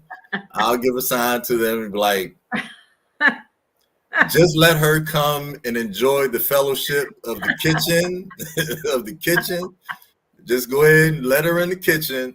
Just let her cut some onions. Let her put some ice in a bowl. Like, let her do some simple shit, just so she can feel included in the conversation and things like that. So that one right there is easy because I've never had that situation. I've been lucky enough. But that would be a simple little head nod to the head chef, and be like, she can't do shit. Don't let her do nothing. But even though you say that, it's gonna be some aunties that's gonna be like, okay, baby girl, what you bring? You can what's your dish? You cook. As long as the head chef know, fuck everybody else. As long as the head chef know, like, you can give her a bowl of mashed potatoes, let her mash the potatoes up or something. All of that, fine. Like, you can give her the easiest duties that you'll give the little niece of 10 years old. You can give her that shit. Ray said she better bring some damn butter pecan ice cream. Yeah, that too. That too, you know what I'm saying? But listen, Ray, after everybody smoke, that damn butter pecan ice cream is gonna come in clutch, okay? Man, like She gonna be the hit. Like She gonna be the hit. They're gonna be like, Man, who the hell brought this butter listen, pecan ice listen. cream? Because I got the munchies like Yeah, but I would definitely let the head chef know, do not let her do nothing. Nothing. If you want this dinner to be right, I'm gonna need you to not let her do nothing. Oh God. Now, as far as the plate being made, now, like I don't have a problem with making my own plate anywhere, whether it's at home or outside the home. I don't have a problem, but it is nice to know that someone actually cares enough, or maybe not, cares enough to make my plate. Like if all the dudes are sitting in the living room watching the game and everybody else then brung their man a plate, you gotta get your ass. And I gotta get my own, then I might feel some kind of way. I was about to say, I mean, is that's gonna make you feel like, wait a minute, are you gonna like if everything was good, you were feeling her and like you were like, yo, she really might be the one. Like if that happened in that type of environment, like you just set up, all the guys is in there watching the game and everything, right, and they ladies and went and got their plates and fixed them a plate. And you had to, and she comes down and she got her plate or whatever, she sit down and she didn't get you no plate. Is that making you feel like, is that making you like second guess how you truly feeling about her? I'm like, bitch. I mean, because the dude, everybody, all the dudes gonna be looking at you like, oh, they're like, damn, nigga, like what? Her shit that good? She ain't got to make you a plate? No, it's not. Listen, what's going on? Like, what's going on? Like that's my question. Like, what's going on?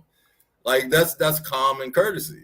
You know what I'm saying? Well, I mean, but is it common courtesy or is it like Ray said? She said it's a tricky one. Don't want to seem overbearing. Have that conversation ahead of time. So is it overbearing or is it like, do men, okay, so from your perspective, do men kind of automatically assume that is like a thing where it's like, you know, the woman in those type of environments, not saying like, you know, if y'all are home or whatever, in those type of environments that the woman should, you know, make the man's plate? Because I will say that, you know, when me and my fiance got together and we just kind of went to different types of functions that was, you know, dealt with family or whatever the case is, I would, you know, I would make his plate, but of course he eats differently. So I would ask him what he wants. But when I would go to get up and get my plate, I'd say, hey, you know, what do you want? What do you want on your plate? So we didn't really have that conversation. It's just something, like I said, my mom and dad been together for 40-something years. So like it's automatic.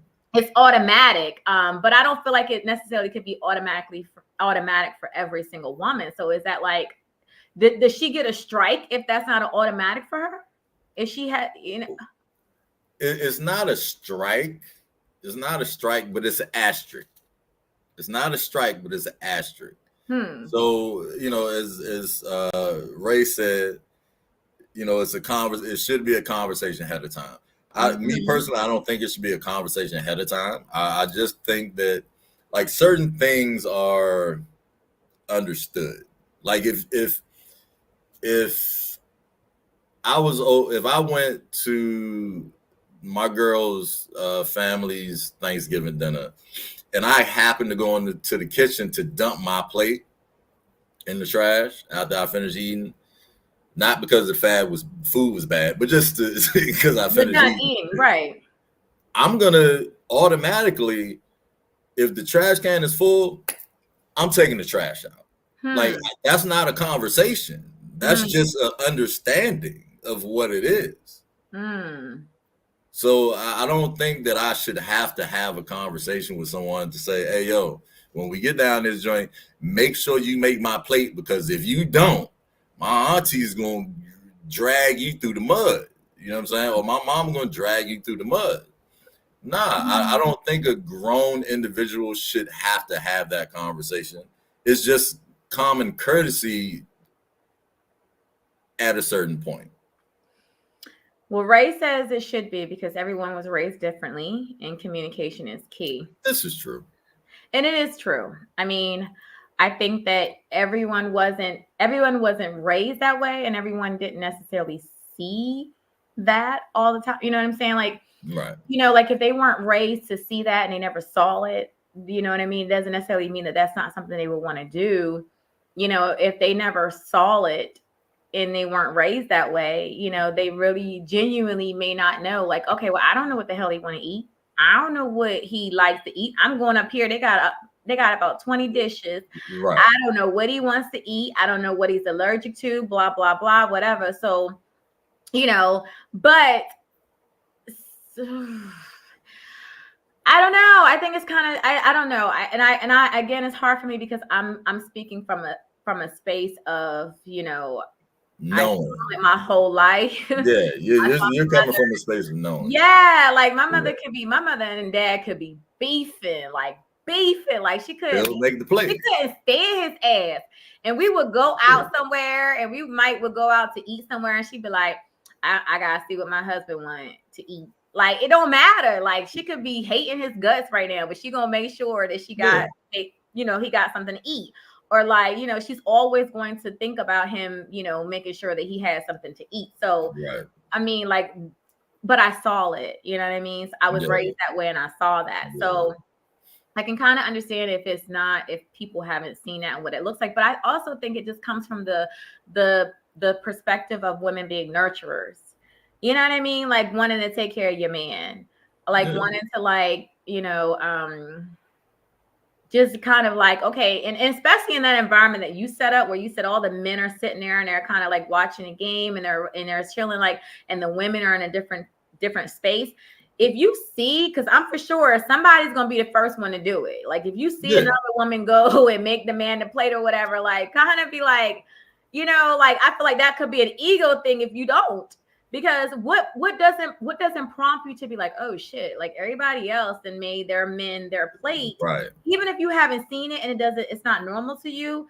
Like me personally, I would be like, okay, well, I don't want my man being the only one that's not being, you know, that his plate's not being made. Like, you know, that's a whole nother beef. Yeah. You know that's a whole nother beef. And like, even though the man might be, you know, progressive and he be like, well, I don't need my woman to make my plate and, you know, shit like that. Okay, that's cool. But it's still just the effort. Yeah. And like a lot of things just come down to effort. Yeah. It's not always about what a male or female should do or shouldn't do. It's just the effort. Yeah. Because again, I can sit up there and go, like I said, the scenario, if I dump my plate and I see the trash can is full, I don't care who house it is. I'm going to take the trash out. Wow. Like no one had to ask me. Yeah, I didn't necessarily, I don't think I grew up that way. Like I didn't necessarily see that, but I'm still a grown ass adult that saw something need to be done. Yeah. No, I totally agree. And then as far as like what your man wants on your plate, if it's 3 weeks in, maybe you don't know everything he eats. But if it's 6 months in, you know what he likes and what he doesn't like. So at the end of the day, it's like, yo, it doesn't matter. Because that's my first thing. Oh, it don't matter. Just go ahead and hook that joint up. Right. Yeah, that's true. That's true. I agree. I mean, I think, you know, ladies, you know, if you're listening, I think that you know, make the damn plate. Yeah, just make the plate. Like even if he don't eat everything on the damn plate, just make the plate. You know, just make the plate. If he got something on that plate that he doesn't like I don't like Brussels sprouts at all. But if you sat up there and made me a plate and just so happened to put 1 or 2 Brussels sprouts on it, I might try to taste it a little bit just because of the effort that you put in. You know what I'm saying? Of making it, you know, just because. But, you know, again, that's just me. You know, I don't know. I get you gonna eat it. I mean, listen. Like I said, I feel like, you know, a lot of people, a lot of the stuff that be on people's plate during Thanksgiving don't get ate. Yeah, you know, that's why all the plates get turned upside down. Yes. Because you got these big ass eyes and you want some of that. And the damn plate be this huge and you take like 4 or 5 bites and you be like, all right, I'm tired. Not all aunties know how to cook mac and cheese. Not all aunties know how to cook mac and cheese. So what's your thoughts? Do you feel like we didn't cover how people can survive these times? I think. Well, what's your thoughts on how people can survive the next holiday? You mean as far as like if they're dating or if they're like in If they're dating, if they're dealing with awkward family members, yeah. there are also awkward family members, Oh my God, yeah. I mean, I think, listen, for me, I have awkward family members. I have baby. I have family members that I do not fuck with at all. Right? And the way that I handle that during those times is I just, I give them like a little, hey, how you doing? Little, hi, how you doing? Little, and I don't pay your ass no mind. Little church pat and keep it moving. Church pat, keep moving, because like during those times, people want to see how the people, the family members that don't really rock with you. It is during that time that they want to see whether your ass and fell off. Right. Whether you didn't gain a whole bunch of weight, whether you didn't have some kids that you don't know about, whether you're not still with your husband or your wife, you done lost your house, you done lost your car, like the family members that you really don't rock with, and they don't rock with you during that time is where they want to be messy. So they want to see who you bring in, how you look, how you feeling, what your energy is like, so they can be like, oh, okay, well, she ain't doing that, he ain't doing that no more. He ain't come up in here with the Range Rover. Oh shit, he must have lost it. He must have had to turn back in there. You know what I'm saying? Like, that's the time where the people is in your business because they haven't seen you in a long time and everybody didn't come together. So people besides, family members sizing everybody up and everything, sizing up. But my advice for that is fuck them. Bam. I'm sorry. There you have it. Family or whatever. That is my philosophy on it. I stand strong. I know my mama listening too. I love you, mommy. Listen. I love you, mother. I love you. I won't repeat what she said, Mom, but I know she I agree. I love you, mommy, but it's the truth. Fuck them, because at the end of the day, people that truly support you, regardless of whatever you're going through, they're gonna be happy to see you, and they're gonna be happy to support you, regardless of whatever has happened, whoever you with, however you look, whatever the case is. The real people that's there for you, that's gonna be there for you. And as far as like meeting somebody new and bringing them, you gotta vet them. You have to properly vet them. I don't care whether you don't care about who you bring around your family. I don't care if you are that type of carefree person and just, hey, I met this person, I've been dating them for 2 months, and it's Thanksgiving, I'm gonna bring. No, because first of all, there's a lot of crazies out here. Number one, we didn't talk about that, but there's crazies out here. Yeah. There is a lot of people out here that are crazy, okay? And you are bringing these people to your whomever's house it is. It could be your mother's house. It could be your auntie's house, whomever's house. You are inviting them into your house, in your space, and around your family. And you don't know them well enough to bring them there. So God forbid they are really crazy and now they know where some of your family members live. That's number one. Yeah. Number two, again, like, you have to properly vet them because you may not even like their asses after Thanksgiving. And now my family be like, yeah. So like they talk to you 2 weeks later and be like, oh my God, I love Sandra. She was so cool. You be like, yeah, but it didn't work out. Yeah. Cause she ain't make my fucking plate. It didn't work out, goddamn. God damn it, that's all I asked for. You can't cook. So at least you can make my plate. You know what I'm saying? You can occupy the whole space. She didn't make my damn plate. God damn it, got me out here looking crazy. The uncle looking at me like, I hope they ain't somebody you trying to wife up. Yeah. But beyond that, listen, these holidays are for happiness. They are for family. They are for coming together to enjoy yourself. I know life has truly lifed for me this year. So for me, the holidays are definitely to be around people that I love, people that love me, and no drama. You know what I'm saying? So when it comes down to that type of stuff, you really have to be mindful of who you bring around. I mean, that's the truth. I mean, like if you just met somebody and you like that person, they cool and everything, you know, even if they ask you, oh, can I come? I mean, it is really and truly about communication. I think Ray mentioned that. Like, you have to be able to communicate. You have to say, listen, this is no disrespect to you. This is no slight on where I feel that we are in this relationship, but I just feel like, you know what? I'm just not ready for that right now. You know what I'm saying? Like, I just want to go spend time with my family, whatever the case is.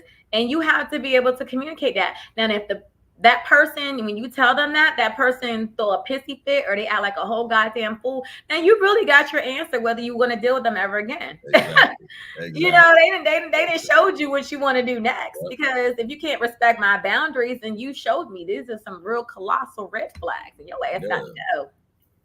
And it's crazy that people will actually take offense to boundaries. Like, they take offense to boundaries. Yes. Like, oh my God, I can't believe you don't want me to be with you. I'm like, wait, it has nothing to do with me not wanting to be with you. It's about me wanting to spend time.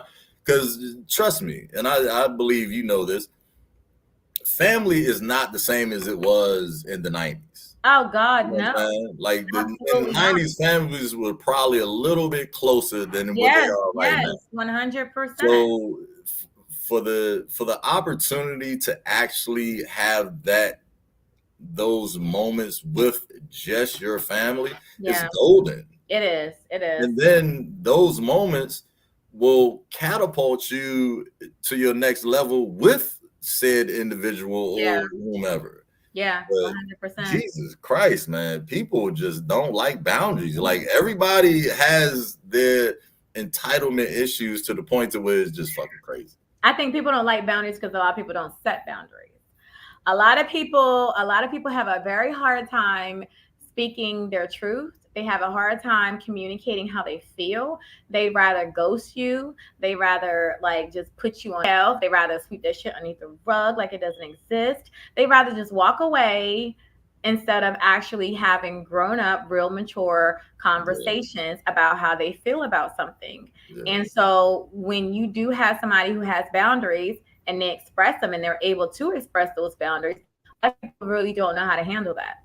Because the average person out here do not know how to express their needs, do not know how to express their boundaries and all of that. So, you know, a lot of them, so Ray said they don't like them because they don't have them. Facts.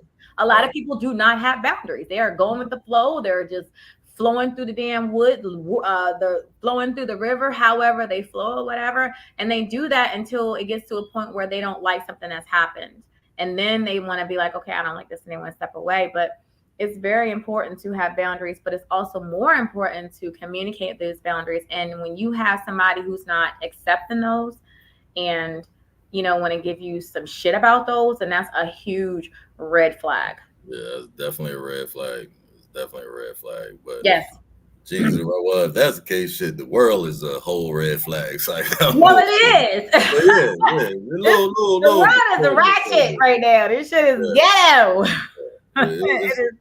It's crazy out here in these streets, man. Man, listen, it damn sure is. It damn sure is. But we can ramble all night long. We are rolling into our 10 o'clock, which means that we are rolling into our 2 hours of being on this show with you guys. Yes. Amazing people, amazing listeners. We done had an amazing interview with Dennis L.A. White.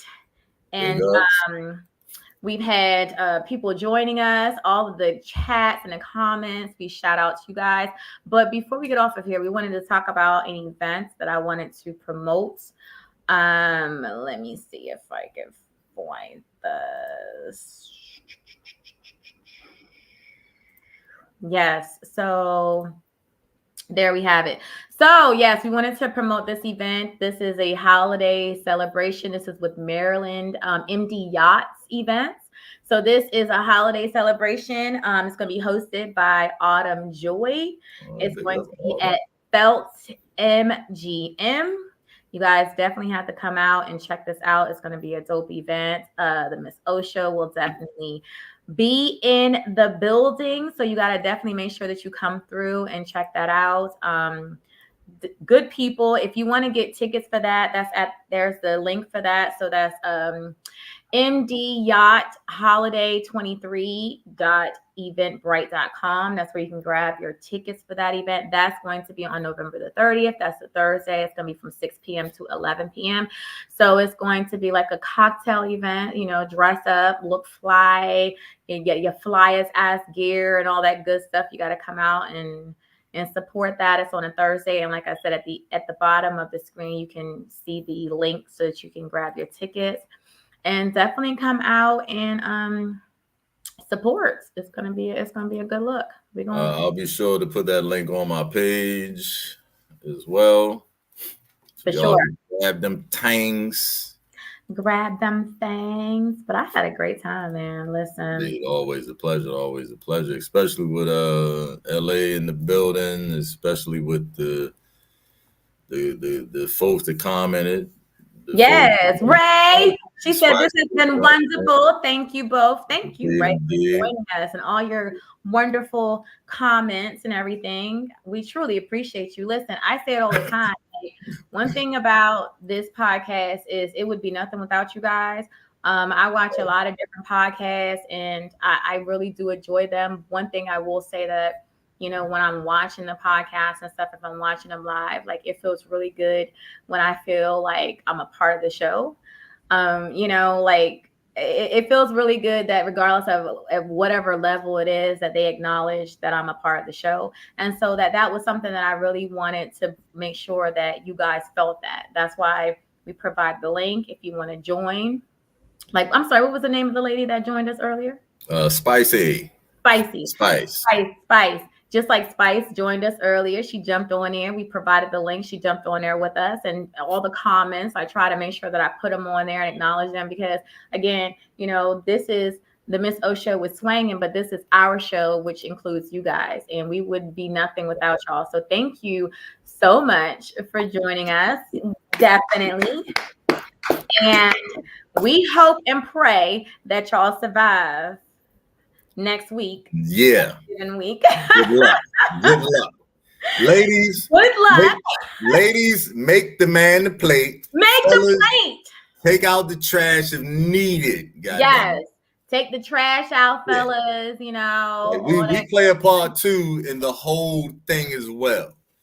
Don't just sit around just eating and getting fat. No. We got work to do too. Yes. Everybody, make sure and make sure you guys have a beautiful holiday. We will be back in December. We will do one more show in December before the New Year's, before we roll into 2024. Damn, that shit came out. Child, listen, all I know is I'm excited for 2024 because goddamn it, 2023 was about lessons and challenges and it taught me so much. So 2024 has to be about just enjoying and basking in the greatness of everything that I learned. Okay. 2024 is about just enjoying your goddamn self because this year here. I'm about to live my life in 2024. Yes, this year was the lessons. This year was the work.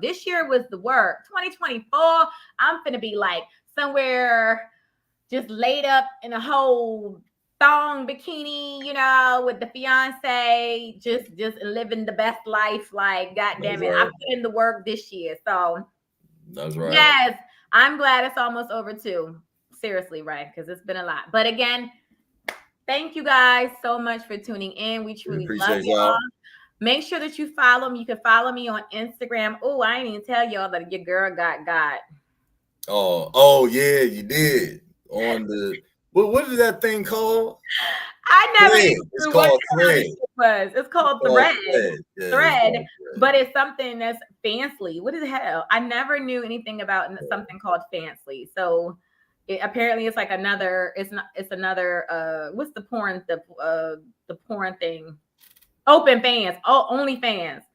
So it's another form of like OnlyFans. Fans. Oh Lord, you made it to OnlyFans? Listen, as the other form of it, I'm just learning all this stuff myself because I know what the hell. I never heard of anything called Fansly my whole entire life, and then Was it yesterday? No, I think it was the day before yesterday. I'm at work and I get a message and they were like, hey, I think you've been hacked. And I'm like, what? And they send me, oh God. And they send me the screenshot. And it's like they didn't took my pictures. They took my pictures and they created this whole site. I think you created that joint one night when you had too much wine. That's what I think happened. Well, listen, if I did, goddamn it, I better get the proceeds from that shit. I better get the proceeds. Listen, don't be playing now, goddamn it, swinging. Because I was like, wait a minute, she's sending me a joint over here. I was like, okay, that's cool. No, like took my pictures and literally was like. So what happened was it was on Thread, but they took my pictures and said this was a whole new page. And they would like click the link in my bio. Once people clicks the link in the bio of that page, it takes them to a whole different website where it is literally more of my pictures. And it's like supposed to be porno pictures and videos. And then like they have them blared out. And then like when you go to click on it and you subscribe, they ask you for your credit card information. And then once you put in your credit card information, then that's where they kind of get access to your accounts and all this kind of stuff. But they have my pictures. And it's like, it was like, I didn't click the link in the bio, but I did see I saw in the bio backup joint. I was like, she got a backup? I was like, I'll accept it. I'll accept the backup page, but I didn't click no link in the bio because I was like, well, I know how to reach her without the bio. So I don't even like everybody started hitting me all at once. I started getting all these different people hit me in DMs like, oh my God, this happened. Like I got this request, and I'm just sitting here like, damn. But that's how you really know when you grow. And you've grown in your journey when you're sitting here like, like when it first happened, I'm just like, shit, okay, what do I do? This is really weird. Like these people have my pictures and stuff, and I was really messed up about it. But then I kind of went through phases and I was like, well, all I can kind of do is just put a post out. And then I went from that phase to like, oh, bitch, you must made it. Because they ain't taking no ugly ass pictures and putting them on no motherfucking site. Okay. Like, bitch, they not stealing ugly people's pictures. Like, bitch, you made it. Like, okay. And then people was hitting me like, girl, that's how you know you made it when they take your pictures and create I was like, so listen, if y'all see some other pages and stuff, it wasn't me. I'm not a porno star. I mean, my man might say otherwise, but I'm just saying, I'm not a porno star.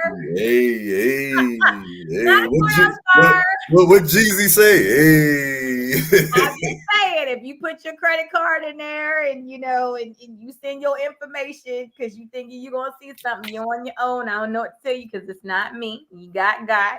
Merry Christmas. I'm just saying. Hopefully y'all accounts won't get hacked if y'all clicked on it. Oh, I don't know what to tell you. But anyway, so I was saying that all to say is make sure you follow me on Instagram, The Real Me, at Paris K Style. Paris, the letter K in style. And Facebook is, Omika Polk. So you can also add me as a friend on there. And how can they swang around your way? Let's see. IG, you can catch me at swinging_shenanigans is at the bottom, so I'm not going to spell it for you. And you can also catch me on TikTok, which I just found out today. My girl O does not have a TikTok yet. We got to convince her to get a TikTok. I don't have a tiki-taki. I don't have a Twitter. I don't have none of that shit. I don't. But my TikTok is my original Facebook name. That dude B swanging. I do have shit. I can't remember my Twitter/X handle right now. See, that's fine. And my Thread one, I do believe that is Marco Baggins. See, that's just too much. So you the same on Facebook, Marco Baggins, because I got hacked too. So I had to get rid of my Mark swinging, and They do a lot of hacking, but that's just too much. You said Twitter, you said Threads, you said Instagram, you said Facebook, you said like that's a lot. TikTok, I said, TikTok, like right now. it's a couple of more of them, but I can't remember the joints right now. So I'll just leave it with what's on the screen. IG swinging _ shenanigans, TikTok that dude be swinging, and Facebook. I think everyone already knows Marco Baggins. Yes. Okay. Well, listen, again, thank you guys so very much. Make sure you also follow Dennis L.A. White, and that's how it is on Instagram, Dennis L.A. White. Follow him if you want to get into acting, like he does acting classes, and he has a lot of projects coming up. Make sure you follow him and support the movement. And also follow us as well so that you can figure out and so that you would know when the next show is going to be. Like I said, we're going to come back in December and give you guys one last show of the year. We're going to go out. We're going to try to go out with a bang. Let us know what we should talk about in December. Right. What y'all want to talk about? What topic? What y'all want to talk about? Hit us up. We here for the smoke and everything else. Yes, I don't care. We talk about anything, everything. You know, we really try to steer away from the topics that are the normal topics where everybody's fighting against each other and all the male bashing, the women bashing, the men and women against each other and all that type of shit. Like, I don't like that for the show. I really don't. You know what I'm saying? UNITY. Yeah, we trying to unite everybody, man. We trying to be that show that literally is trying to pull the Black people together, the community together. We trying to like rebuild the families and shit. I don't want to have any parts of like tearing people apart. But we will talk about anything and everything you want to talk about. So let us know what we want to talk about in December. Hit us up and let us know. But again, thank you so very much for tuning in to the Miss O Show. Show enough. Yes. It's and a again, pleasure. Happy holidays and happy Thanksgiving. Eat your bird and your turkey and all that. Yeah, eat well. Don't if you eat turkey tofu. Yeah, if you eat tofu, I'm gonna need you to not comment on anything else I post. Oh, yeah, no turkey tofu. But thank you so much, guys, for tuning in. Make sure you follow us, and we will see you guys in December. Thank you again.